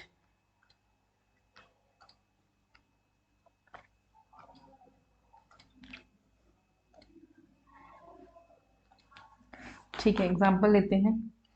देखो HCl और जिंक मेटल के साथ अगर रिएक्शन होगा तो कैसे, फिर मैं इस डायग्राम को भी समझाऊंगी आपको, पहले रिएक्शन, केमिकल रिएक्शन देख लो आप।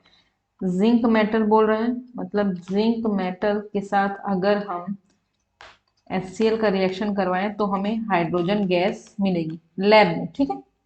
तो कैसे, Zn,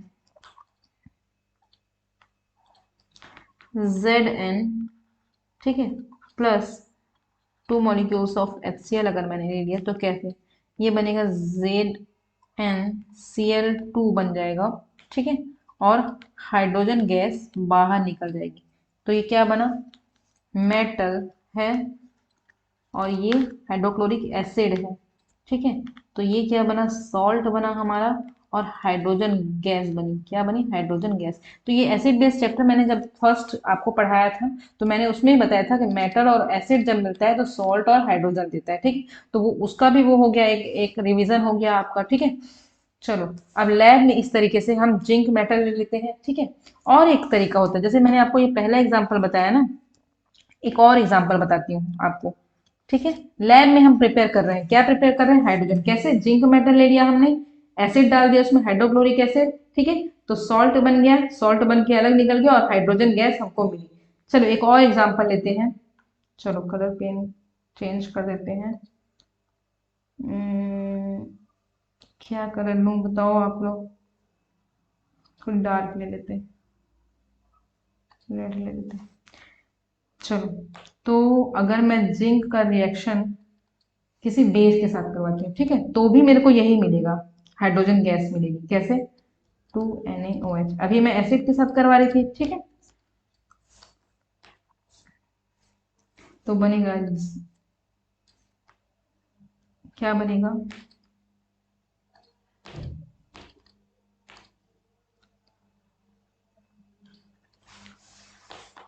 Na2ZnO2 plus hydrogen gas बाहर निकल जाएगी, कैसे, 2 मॉलिक्यूल्स ऑफ सोडियम यहाँ आ गया, ठीक है, ऑक्सीजन का 2 मॉलिक्यूल था यहाँ आ गया, Zn 1 मॉलिक्यूल था यहाँ आ गया, और हाइड्रोजन गैस निकल गई, ठीक है। तो ये मेटल अगर किसी बेस के साथ रिएक्ट कर रहा है तो सॉल्ट बनाएगा, और क्या बनाएगा, हाइड्रोजन गैस, ठीक है। समझ में आया आपको ये बात, चलो ठीक है। तो देखो यहाँ पे क्या हो रहा है, लैब मेथड में क्या हो रहा है, ठीक है। लैब मेथड में एक यहाँ पे फ्लास्क ले लिया है, ठीक है, वुल्फ बॉटल जिसको हम बोलते हैं, देखो यहाँ पे लिखा हुआ है वुल्फ बॉटल, ये फ्लास्क या बॉटल ले लिया है, ये थिस्टल फनल इसमें से ऐड कर दिया है, इसमें इसने ऐड किया है जिंक के पार्टिकल्स, देखो यहाँ से जिंक के पार्टिकल्स यहाँ पे दिख रहे हैं छोटे छोटे, ये आपको दिख रहे होंगे जिंक के पार्टिकल्स, ठीक है। इस थिस्टल फनल की मदद से है ना। यहाँ पे देखो हाइड्रोक्लोरिक एसिड इसमें भरा गया, ठीक है, डाइल्यूट हाइड्रोक्लोरिक एसिड डाल दिया, डाइल्यूट मतलब जिसमें थोड़ा सा वाटर एडेड है, ठीक है। अब ये डिलीवरी ट्यूब जो लगाई गई है इससे, ठीक है, अब जिसमें HCl है और जिंक है ना, अब दोनों आपस में मेटल रिएक्शन कर रहा है ना, एसिड के साथ मेटल क्या कर रहा है, रिएक्ट कर रहा है। देखो मैंने यहाँ पर आपको समझाया फर्स्ट एग्जांपल में, रिएक्ट करेगा तो फ्यूम्स धुआं निकलेगा या गैस प्रोड्यूस होगी। अब ये गैस जो है, जो गैस है ये इस ट्यूब के थ्रू यहां से मान लो ये गैस रिलीज हो रही है, ठीक है। अब ये इस ट्यूब के थ्रू, ये हाइड्रोजन गैस है, अब ये इस ट्यूब के थ्रू इकट्ठा होगी। कहाँ पे इकट्ठा होगी, देखो ये जा रही है और यहाँ पे एक टब लगाया है ना। अब टब में क्या किया है इन्होंने, टेस्ट ट्यूब, इसके नीचे टेस्ट ट्यूब रख दिया है, रबर की ट्यूब है ये। अब यहाँ से गैस को ये कलेक्ट कर ले रहे हैं, ठीक है, इस टेस्ट ट्यूब में गैस को, हाइड्रोजन गैस को ये कलेक्ट कर ले रहे हैं, ठीक है। तो ये डायग्राम है lab method preparation of hydrogen, ठीक है। आपके एग्जाम्स में किस टाइप के क्वेश्चन बनते हैं अभी मैं आपको बताती हूँ। चलो वेट, एग्जाम्स में इस टॉपिक से, लैब मेथड प्रिपरेशन से कैसे क्वेश्चन बनेंगे मैं आपको बताती हूँ, लिख कर बताती हूँ। देखो अगर मेरे को क्वेश्चन, अगर क्वेश्चन कैसे बनेंगे, question explain laboratory preparation method of hydrogen with chemical equation, chemical reaction, ठीक है, वेल लेबल डायग्राम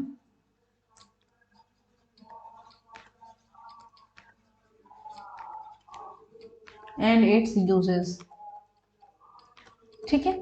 तो सबसे पहले आपको हाइड्रोजन के बारे में बताना है, फिर हाइड्रोजन में लैब मेथड में आपको ये लिखना है, लिखने के बाद ये एग्जाम्पल लिखना है आपको, ठीक है।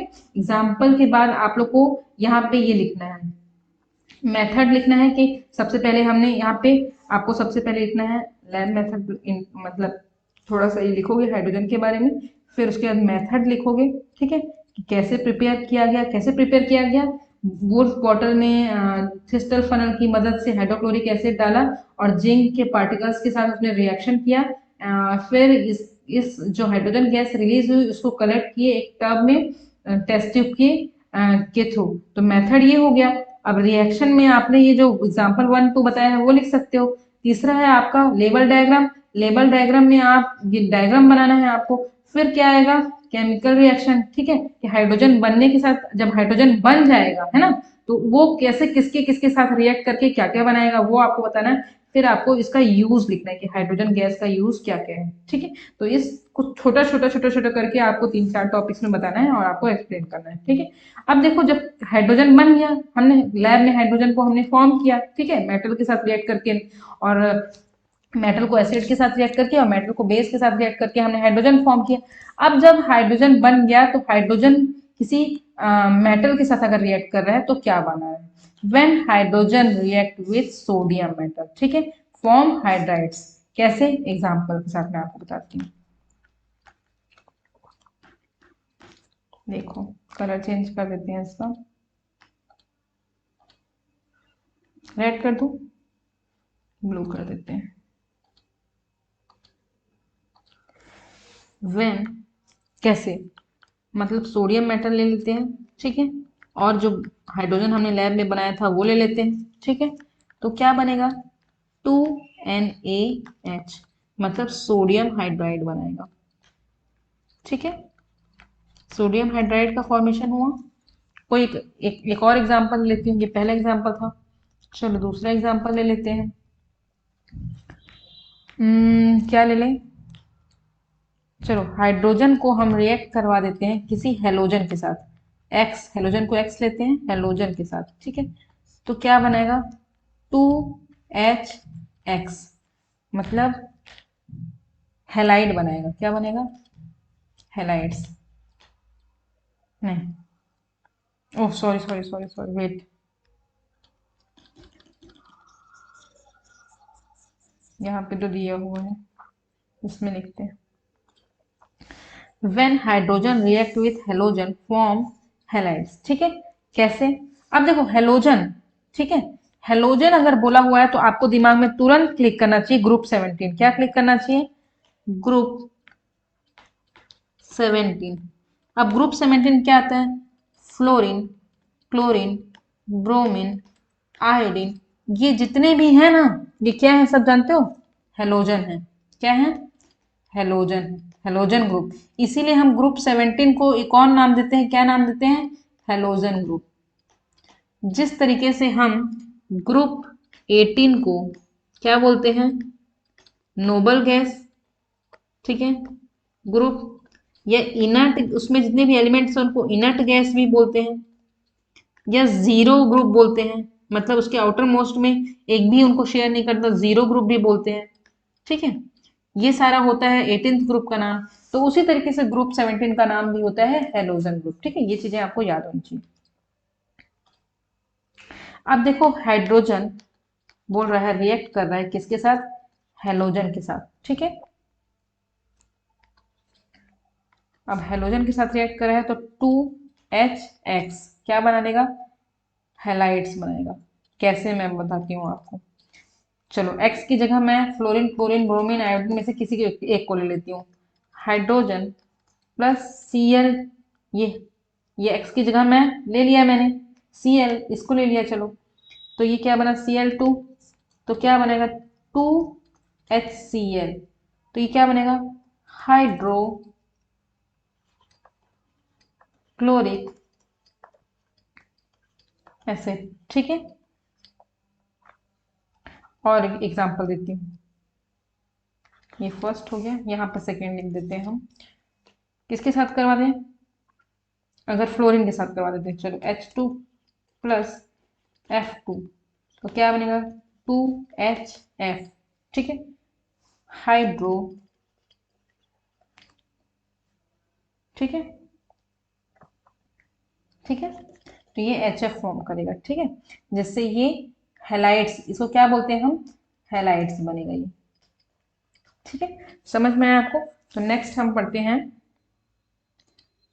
Uses of hydrogen. ठीक है, जैसे केमिकल प्रॉपर्टीज में आपको ये दो दो इसमें से, जैसे मैंने 2-3 एग्जांपल बताए हैं, तो आपको एक एग्जांपल के थ्रू भी आप समझा सकते हो उसको। ठीक है, तो केमिकल प्रॉपर्टीज भी बताना है, ये पूछ सकता है आपके एग्जाम में, explain the chemical properties of hydrogen. ठीक है, या फिर लैब मेथड जब पूछेगा तो उसमें आप ये केमिकल प्रॉपर्टीज ऐड करेंगे।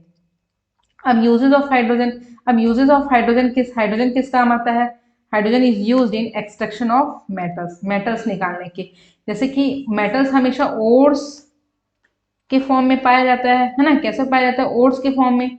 तो ओर्स से जब हम मेटल्स को रिमूव करते हैं या एक्सट्रैक्ट करते हैं, लास्ट स्लाइड में एक्सट्रैक्शन ऑफ मेटल्स मैंने समझाया है कि हमारे जो मेटल्स है वो किस फॉर्म में पाया जाता है? ओर्स या मिनरल्स के फॉर्म में जाता है। फिर उसको हम एक्सट्रैक्ट करते हैं, या उसको हम, उसमें जो इम्प्योरिटीज होती है उसको निकाल, हटा के मेटल्स को अलग से निकाल लेते हैं उस ओर से। तो उस मेटल्स को निकालने में हाइड्रोजन गैस का भी यूज होता है। देखो कैसे, कौन कौन से मेटल? टंगस्टन मेटल और मोलिब्डेनम मेटल को निकालने में हमारा यूज आ जाता है हाइड्रोजन। अब अमोनिया बनाने में और HCl बनाने में भी हाइड्रोजन का यूज होता है। कैसे? मैं बताती हूँ आपको।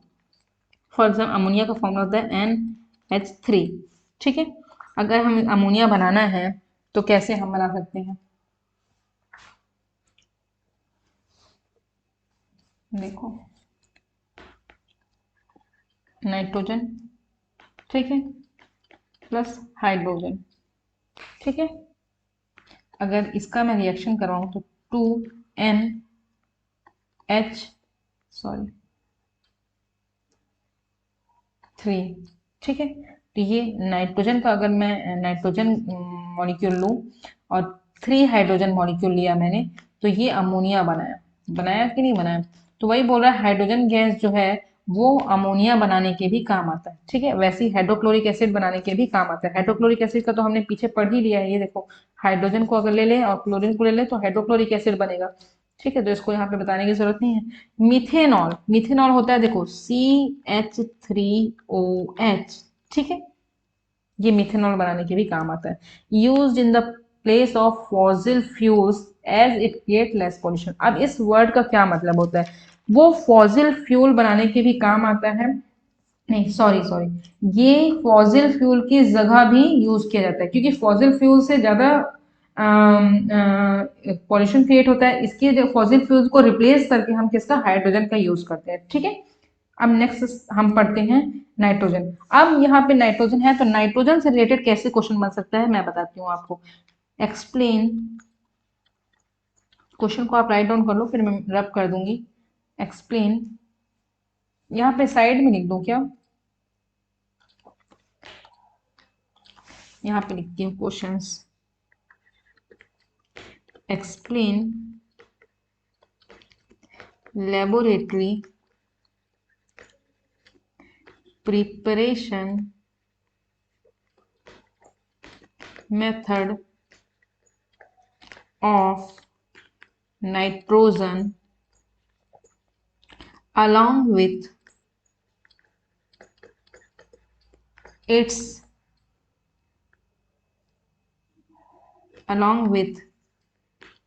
well labeled diagram. जो डायग्राम मैंने आपको दिखाया था वो डायग्राम जरूर बनाना है, ठीक है, प्रैक्टिस कर लो उसकी। Well labelled diagram and it's chemical properties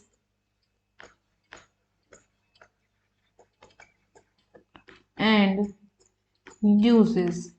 ठीक है, इस टाइप क्वेश्चन आ सकता है, 4 नंबर का, 5 नंबर का, 6 नंबर का, देख लेना।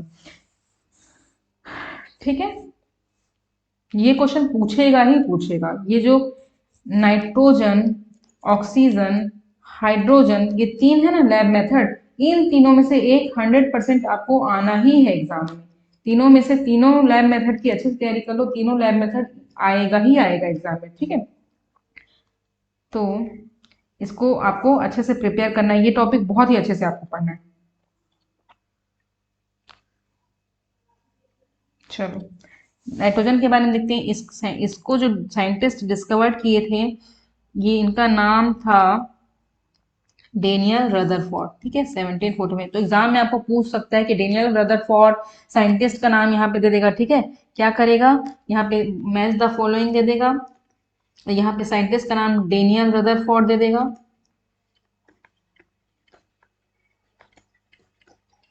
और यहाँ पे नाइट्रोजन कहीं पे दिया रहेगा, तो आपको मैच करना है। ठीक है, अगर यहाँ पे दिया है तो इस टाइप के क्वेश्चंस भी दे सकते। ओह सॉरी,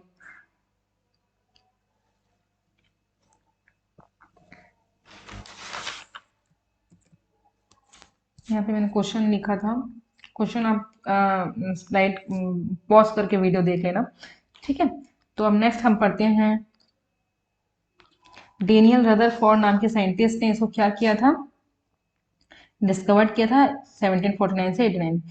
नाइट्रोजन का एटॉमिक नंबर 7 होता है, इलेक्ट्रॉनिक कॉन्फ़िगरेशन 2 और 5 होता है, ये भी डाई एटॉमिक मॉलिक्यूल के फॉर्म में प्रेजेंट होता है, ये हमारे एटमॉस्फेयर में 78% में पाया जाता है। Most abundant element in the atmosphere, अगर क्वेश्चन पूछ लिया name the most abundant atmosphere in the element in the atmosphere, तो आपको लिखना है एटमॉस्फेयर। ठीक है, नाइट्रोजन लिखना है। ठीक है, मोस्ट अबेंडेंट मतलब बहुत ज्यादा मात्रा में पाया जाने वाला अगर कोई एलिमेंट हमारे एटमॉस्फेयर में है तो वो क्या है, नाइट्रोजन। नाइट्रोजन हमारे एटमॉस्फेयर में सबसे ज्यादा पाया जाता है, कितना, 78%, मतलब 100 में से 78% नाइट्रोजन पाया जाता है, फिर 21% ऑक्सीजन, फिर बाकी अदर गैसेस पाई जाती है। ठीक है,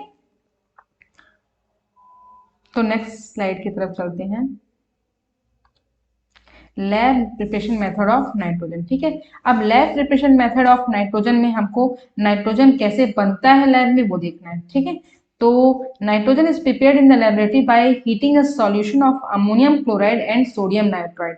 सबसे पहले आपको अगर नाइट्रोजन का क्वेश्चन आ गया तो सबसे पहले आपको ये लिखना है। ठीक है, डिस्कवर्ड बाय, ये 3-4 पॉइंट आप लिखेंगे, फिर आपको लिखना है nitrogen laboratory preparation method of hydrogen, nitrogen का हेडिंग डालना है, फिर आपको ये पॉइंट लिखना है, nitrogen is prepared in the laboratory by heating a solution of ammonium chloride and sodium nitride. ठीक है, इसके बाद आपको ये जो लिखा हुआ है heating a solution of ammonium chloride and sodium nitride, तो इसको आपको करके भी बताना पड़ेगा। अमोनियम क्लोराइड को अगर मैं बोलूं, ठीक है, NH4Cl, NH4Cl एक्वस फॉर्म में अगर मैं देखूं, और सोडियम नाइट्राइड NaNO2, ठीक है।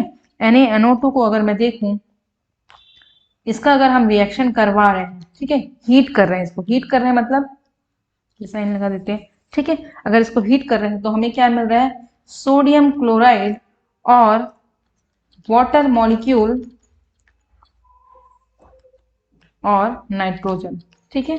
कैसे, देखो अमोनियम क्लोराइड और सोडियम नाइट को हमने हीट किया, तो ये जो सोडियम है ये क्लोरीन के साथ रिएक्शन करके यहाँ सोडियम क्लोराइड बन गया, ठीक है। लो चेंज कर देते हैं, ये क्लोरीन के साथ सोडियम क्लोरीन के साथ रिएक्ट करके NaCl बना लिया, ठीक। यहाँ पे जो H4 है और O2 है, मतलब H कितना है 4, O कितना है 2, तो इसको हम 2H2O अगर लिखें तो पूरा इसके मॉलिक्यूल्स कंप्लीट हो जाएंगे, तो यहाँ पे 2H2O निकल गया।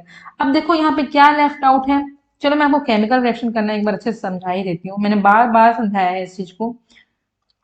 वेट, फिर से समझाते हैं इसको ब्रीफली, ठीक है।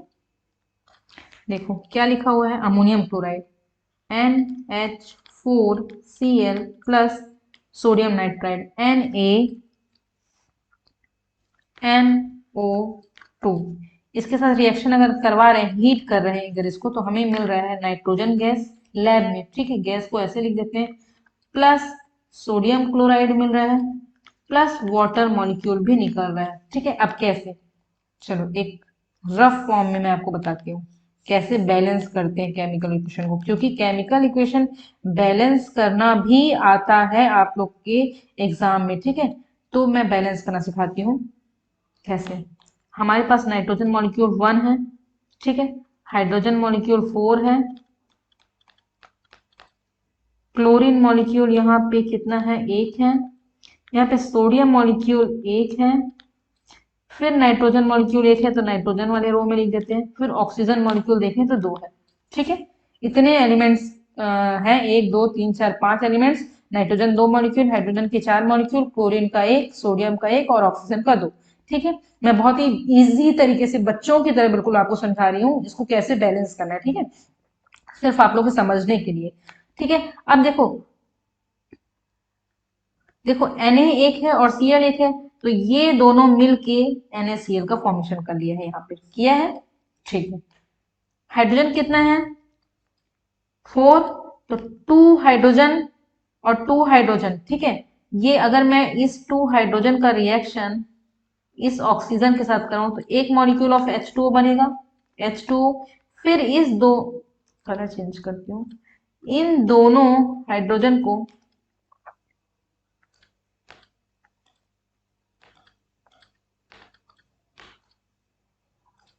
अगर मैं इन दोनों हाइड्रोजन को इस ऑक्सीजन के साथ करती हूँ तो मुझे फिर एक H2O मॉलिक्यूल मिलेगा, मतलब मुझे H2O plus H2O 2 H2O molecule मिला है ना,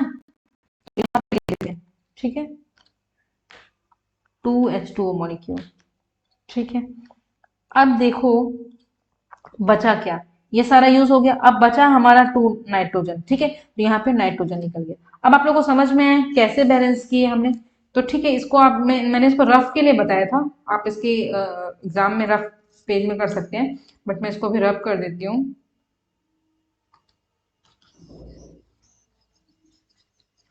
ठीक है, समझाने के लिए था बस ये, बहुत बेसिक तरीके से, ठीक है। तो अगर आए एग्जाम में तो कैसे आंसर लिखना है मैंने आपको बताया, ठीक है। आंसर कैसे लिखना है, ठीक है, सबसे पहले आपको नाइट्रोजन के बारे में ये 2-3 पॉइंट लिखना है, डिस्कवरी किसने की, किस साल में की, एटॉमिक नंबर क्या है, इलेक्ट्रॉनिक कॉन्फ़िगरेशन है, डाई एटॉमिक मॉडल कितना परसेंट प्रेजेंट होता है एटमॉस्फेयर में, वो लिख दोगे, ठीक है। आप पॉइंट वाइज नहीं लिखोगे तो एक साथ भी लिख सकते हो इसको, ठीक है, पैराग्राफ वाइज। फिर उसके बाद आप ये हेडिंग डालोगे, laboratory preparation method of nitrogen, ये हेडिंग डालने के बाद आपको ये पॉइंट लिखना है, ठीक है, नाइट्रोजन इज प्रिपेयर्ड, फिर उसके बाद एग्जाम्पल डाल के आप ये इतना सा समझा देना है, ठीक है। इतना समझाने के बाद आप क्या करना, चलो मैं नंबरिंग कर देती हूँ, फर्स्ट आपका ये पॉइंट रहेगा, ठीक है, सेकंड आप ये डालेंगे, सेकंड पॉइंट में आप ये लिखेंगे, ठीक, थर्ड में आप ये लिखेंगे इसके अंदर, है ना, सेकंड पॉइंट के अंदर ही ये रहेगा, फिर आप ये फोर्थ में इसका एग्जाम्पल देंगे जो ये है, wait,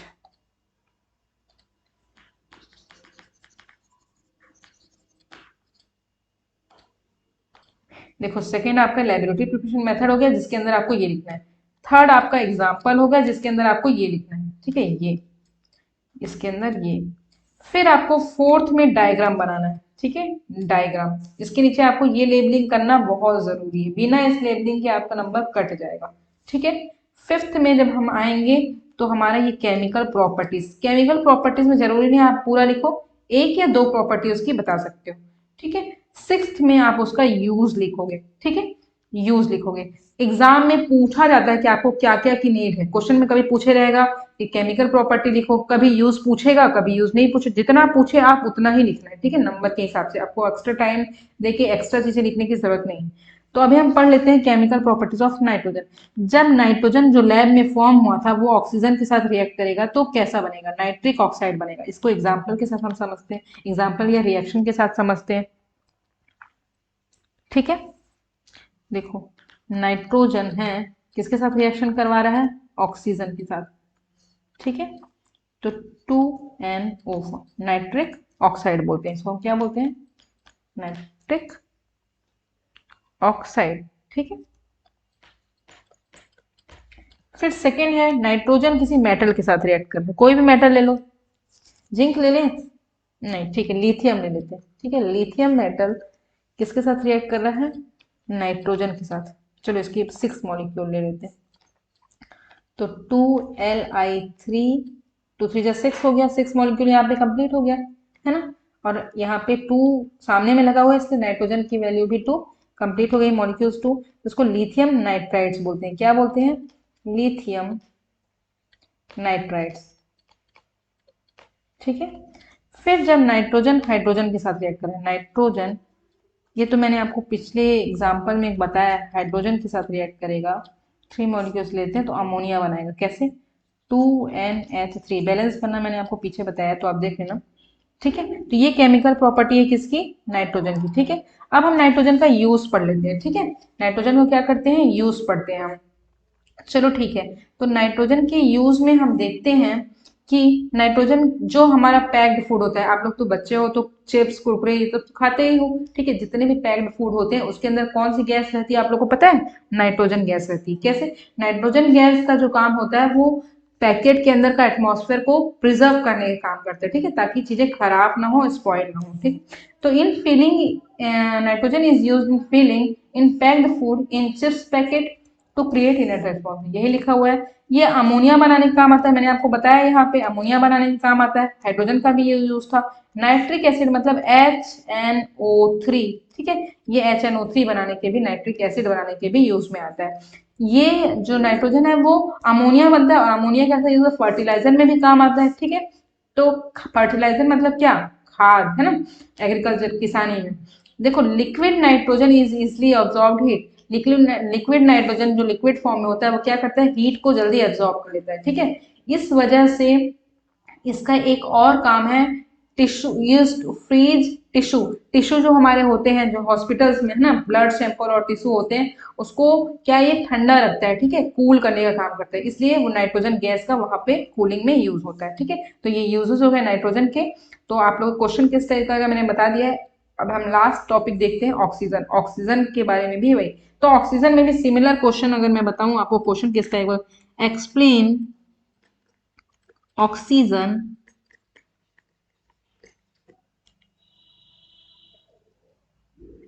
wait explain oxygen,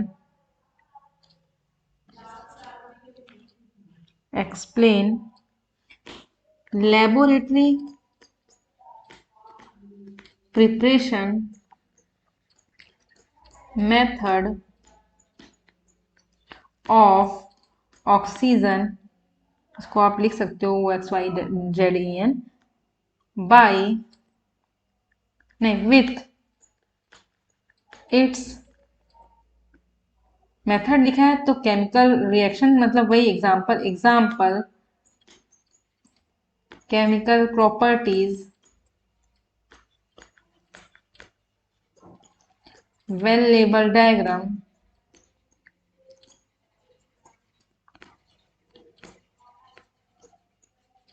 and it's uses also. ये आपको 2 नंबर 3 नंबर नहीं, दो दो का तो नहीं देगा, पर 3 नंबर का दे सकता है, ठीक है, यूजेस। तो इस टाइप का क्वेश्चन है। तो सबसे पहले हमको ये लिखना है पहला पॉइंट, इसके बारे में ऑक्सीजन किस साइंटिस्ट ने डिस्कवर्ड बाय किया था, ठीक है, ठीक है। दूसरा है एटॉमिक नंबर उसका 8 होता है, इलेक्ट्रॉनिक कॉन्फ़िगरेशन 2 और 6 होता है, ठीक है। ये आप लोगों का होमवर्क है, मैंने यहाँ पे इसीलिए यहाँ पे छोड़ा है कि आप लोग खुद से भी फाइंड आउट करो। जैसे मैंने नाइट्रोजन और हाइड्रोजन को बताया है, वैसे ऑक्सीजन को किस साइंटिस्ट ने डिस्कवर्ड किया था, ये आपका होमवर्क है पता लगाना। मैं वही सोच रही थी क्यों लिखा नहीं है मैंने, ठीक है। ये ऑक्सीजन भी है, वो O2 फॉर्म में रहता है, मतलब डाई एटॉमिक मॉलिक्यूल है, सेकेंड मोस्ट एबंडेंट एलिमेंट है। मतलब ऑक्सीजन जो है वो नाइट्रोजन के बाद, जैसे कि 100 अगर मैं यहाँ पे बनाऊं तो सबसे ज्यादा क्या होता है जानते हो, इतना, मतलब ये इस पोर्शन को छोड़ के इतना सारा पोर्शन जो होता है वो 78% क्या होता है, नाइट्रोजन, ठीक है। अगर मैं देखूं इसमें फिर 21% है ना, इसमें जो बचा हुआ 21% है वो क्या हो जाता है, ऑक्सीजन, ठीक है।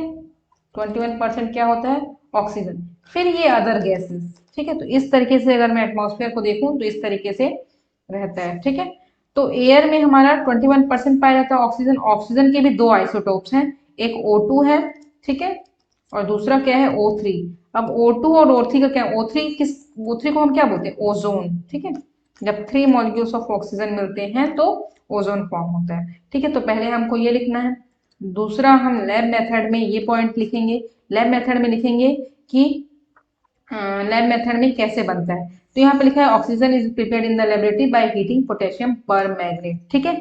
अब इस लैब मेथड में हमको लिखना है नाइट्रोजन ऑक्सीजन कैसे हमको मिलता है, ठीक है। अब देखो पोटेशियम पर मैग्नेट अगर बोल रहा है तो आपके दिमाग में सबसे पहले आना चाहिए कि आखिर पोटेशियम पर मैग्नेट का फॉर्मूला क्या होता है। तो पोटेशियम पर मैग्नेट का फॉर्मूला होता है 2Km, ठीक है, MnO4, ठीक है, KMnO4। ये पोटेशियम, मैग्नीज और ऑक्सीजन मॉलिक्यूल से मिलके बना है। अगर मैं इसको हीट करूं, ठीक है, बोल रहा हीट करो, तो क्या बनेगा मेरा, K2MnO4, ठीक है, प्लस यहाँ पे MnO2, ठीक है, प्लस ऑक्सीजन गैस। अब बैलेंस करना मैंने पहले आपको बताया, तो बैलेंस कर लो आप लोग, ठीक है। अब यहाँ पे ऑक्सीजन गैस हमको मिल गई, ठीक है।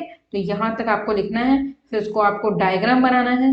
डायग्राम बना के आपको लैब मेथड में कैसे ऑक्सीजन गैस, देखो यहाँ पे मैंने नाइट्रोजन का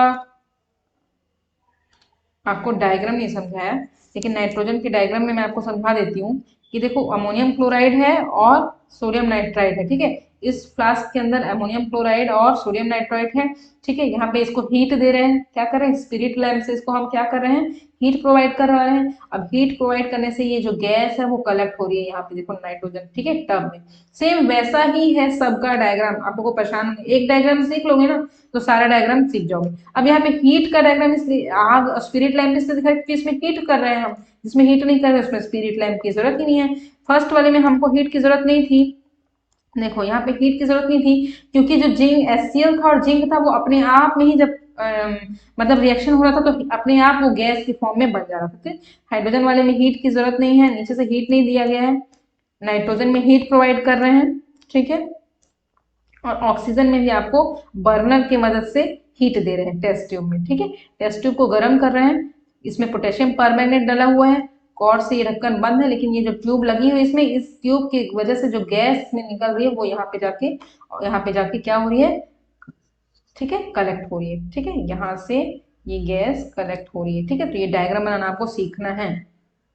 तो आपको अगर इसमें मेथड प्रिपरेशन लिखना है तो क्या लिख सकते हो, when potassium permanganate is heated in the test tube, है ना, heat is provided, then gas collected through a tube, delivery tube, which is transferred in the tub, and gas is collected in the test tube। तो ये 2-3 gram of test tube, ये delivery tube है, तो ये सब आप बना के लिख सकते हो। अब देखो ऑक्सीजन की केमिकल प्रॉपर्टी हम देखते हैं, केमिकल प्रॉपर्टी में ऑक्सीजन में हम देखते हैं कि कैसे हम ऑक्सीजन को रिएक्ट करते हैं जब हाइड्रोक्लोरिक एसिड के साथ, तो कैसे हमें क्या मिलता है, ठीक है। अब हम रिएक्ट करते हैं ऑक्सीजन को हाइड्रो ऑक्सीजन प्लस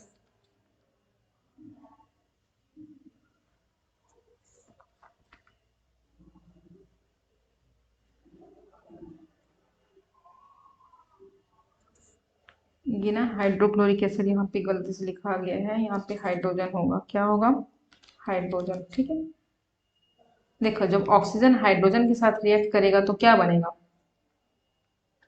वाटर का फॉर्म होगा, क्या होगा, वाटर बनेगा। ठीक है, 2H2O। ठीक है, ओके। तो जब ऑक्सीजन किसी कंपाउंड के साथ रिएक्ट करेगा, समझ लो कोई कंपाउंड है अमोनिया, ठीक है, 4 अमोनिया कोई कंपाउंड है, 4 मॉलिक्यूल ले लिए, अगर मैं इसका ऑक्सीजन के साथ रिएक्शन करवाऊंगी तो क्या बनेगा, देखो यहाँ पे, वेट, क्या बन रहा है यहाँ पे, नाइट्रोजन गैस फॉर्म कर रहा है। ठीक है, और क्या हो रहा है, वाटर मॉलिक्यूल अलग हो जा रहा है। ठीक है, तो इस तरीके से ये यहाँ पे रिएक्शन हो रही है। ठीक है, चलो नेक्स्ट हम देखते हैं यूजेस ऑफ ऑक्सीजन। ये ऑक्सीजन का यूज तो बहुत ही कॉमन है, सभी बताते हैं ऑक्सीजन को रेस्पिरेशन, सांस लेने में, कंब्यूशन में। ठीक है, सेवरल केमिकल्स जैसे ओजोन O3 बनाने में, H2SO4 बनाने में, HNO3 बनाने में, ये सब चीज में यूज होगा। लिक्विड फ्यूल के काम में, रॉकेट में जो लिक्विड फ्यूल होता है उसमें भी ऑक्सीजन का, और ऑक्सी हाइड्रोजन की जो फ्लेम्स हैं और ऑक्सी एसिटिलीन की जो फ्लेम्स हैं वो कटिंग करने में, जोड़ने में और वेल्डिंग करने में किसी मेटल को काम आती है। ठीक है, तो ये हो गया हमारा ऑक्सीजन कंप्लीट। अब हम कुछ इंपॉर्टेंट क्वेश्चन देख लेते हैं। ठीक है, अब इसमें पहला क्वेश्चन दिया हुआ है नॉन मेटल्स के नाम बताओ। तो टोटल तो हमको रिवाइज अगर मैं करवाऊं आप लोग को 18 नॉन मेटल्स हैं, जिसमें से 6 सॉलिड हैं, ठीक है, 1 लिक्विड है और 11 गैसेस हैं। तो आप लोग रिमाइंड करो इसको, पीछे जाके फिर से पढ़ो और रिमाइंड करो। Noble gas do not react with any other element because, noble gas मतलब ग्रुप 18, मैंने आपको बताया था। अब ग्रुप 18 के एलिमेंट किसी भी एलिमेंट के साथ रिएक्ट नहीं करते, क्योंकि because they form stable compounds. ठीक है, and their outer most cell is complete, उनका जो आउटर मोस्ट शेल है कंप्लीट होता है। कैसे कंप्लीट होता है, तो वो ना लेते हैं ना देते हैं। फॉर एग्जांपल मैं लेती हूँ नियॉन। ठीक है, नियॉन का एटॉमिक नंबर किसी को याद है, 10, क्या होता है, 10। अब इसका इलेक्ट्रॉनिक नंबर 2 और 8 है। ठीक है, अब क्या लेते हैं, आर्गन, क्या लेते हैं, argon, helium, neon, argon, krypton, xenon, radon, यही है ना ग्रुप 18, इसी को हम नेबुल गैस बोलते हैं। ठीक है, तो ये आर्गन का 18 होता है। ठीक है, तो 2, 8 और 8, मतलब इसके जितने भी अब है ना आउटर मोस्ट सेल सबकी कंप्लीट है। तो ना ये लेता है ना ही ये देता है, ये स्टेबल होता है। ठीक है, इसलिए ये किसी से रिएक्ट नहीं करता, क्यों, क्योंकि आउटर मोस्ट शेल इसका क्या होता है, कंप्लीट होता है। ठीक है, तो इस टाइप के क्वेश्चंस बन सकते हैं, क्यों नहीं रिएक्ट करता, क्योंकि आउटर मोस्ट शेल कंप्लीट होता है। ठीक है, अब देखो which metal is liquid at normal temperature, अभी आपको बताया मैंने लिक्विड क्या होता है, सिर्फ ब्रोमीन होता है। Nature of non metallic oxide, ठीक है, नॉन मेटेलिक ऑक्साइड का नेचर कैसा होता है, ठीक है, इस एसिडिक, क्या होना चाहिए यहाँ पे थोड़ा सा गड़बड़ हो गया है, यहाँ पे ऑप्शंस में गड़बड़ हो गया है। नॉन मेटेलिक ऑक्साइड का नेचर क्या होता है, एसिडिक होता है। ठीक है, कलरलेस, टेस्टलेस, ऑर्डरलेस गैस कौन सी होती है, बताओ मेरे को, हाइड्रोजन, मैंने पहले आपको पढ़ाया है।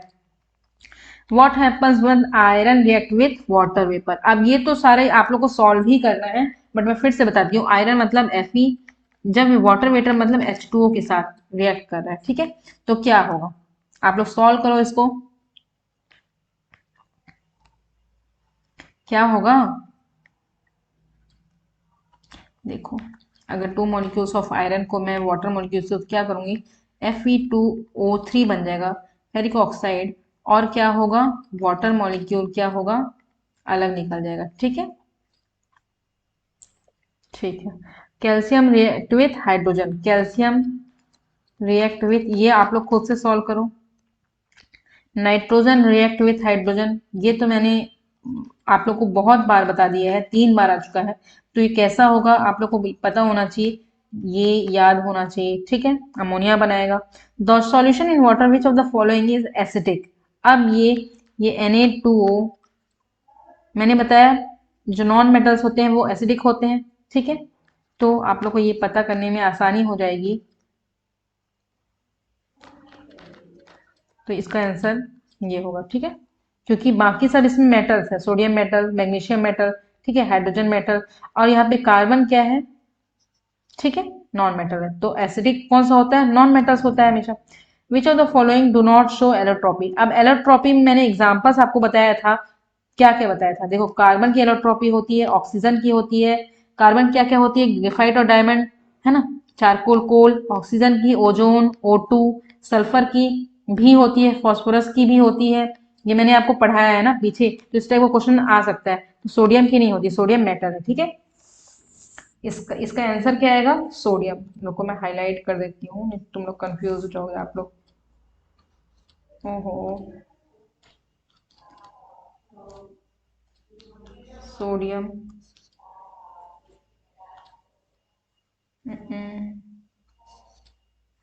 ठीक है। Which of the gas obtain on heating potassium permanganate is. अब मैंने ऑक्सीजन वाले में ही आपको बताया था पोटेशियम परमैंगनेट को हीट करने से क्या होता है, देखो ऑक्सीजन गैस मिलती है ना, पोटेशियम परमैंगनेट को हीट करने से कैसी गैस मिलती है, ऑक्सीजन गैस मिलती है। तो यहाँ पे अगर क्वेश्चन आया हुआ है तो आप लोग उसमें बता सकते हो कि नहीं बता सकते हो। Which among the following is metalloid. Metalloids के नाम मैंने बताए थे, इसमें ये क्वेश्चन मैं आपको ऐसा नहीं बताऊंगी, आप खुद से फाइंड आउट करो कि क्या मेटालॉइड्स कौन सा इसमें नहीं है, ये आप लोग खुद से फाइंड आउट करो, ये आपका होमवर्क है। तो यहाँ पे खत्म होता है चैप्टर, ठीक है। तो आप लोग अच्छे से चैप्टर को रिवाइज करो, ठीक है। अब मैं एक बार ओवरव्यू आपको रिवाइज करवा देती हूँ, तो हमने पढ़ा क्या क्या है। तो हमने देखा है सबसे पहले इंट्रोडक्शन, इंट्रोडक्शन में हमने एलिमेंट का क्लासिफिकेशन देखा है, ठीक है। चलो मैं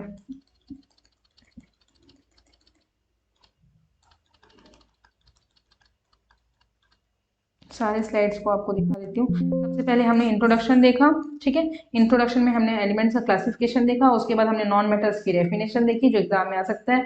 नॉन मेटल्स का पीरियोडिक टेबल में पोजीशन देखा हमने कि कहाँ पे फाइंड होता है, लेफ्ट साइड में कि राइट साइड में, राइट साइड में पाया जाता है, ठीक है। ग्रुप 14 से 18 यहाँ पे, ठीक है। नॉन मेटल्स कहाँ है, मेटल्स कहाँ पे हैं, ये देखा हमने। मेटलॉइड्स कहाँ पे है, रेड वाला मेटलॉइड्स है और पर्पल वाला नॉन मेटल्स है, ठीक है। उसके बाद हमने मेटलॉइड्स और एलोट्रॉप्स पढ़ा। एलोट्रॉप्स में कार्बन, ऑक्सीजन, फास्फोरस, सल्फर, इन सब के एलोट्रॉप्स पाए जाते हैं, ठीक है। उसके बाद नॉन मेटल्स की प्रॉपर्टीज पढ़ी हमने, केमिकल प्रॉपर्टीज पढ़ी नॉन मेटल्स की, और नॉन मेटल्स जब रिएक्ट करते हैं तो कैसे, कुछ इंपॉर्टेंट नॉन मेटल जैसे हाइड्रोजन के बारे में हमने उनका लैब मेथड, है ना, यूजेस, नाइट्रोजन का lab method, uses, chemical properties, ये सारा पढ़ा। ऑक्सीजन का लैब मेथड, यूजेस, ये सब पढ़ा, ठीक है। फिर कुछ क्वेश्चंस हमने सॉल्व किए। क्वेश्चंस में मैंने जो बोला है आपको क्वेश्चंस वो आप खुद से सॉल्व करिए। तो होप आपको चीजें समझ आई होंगी, और वीडियो को पॉज करके देखिए। Thank you.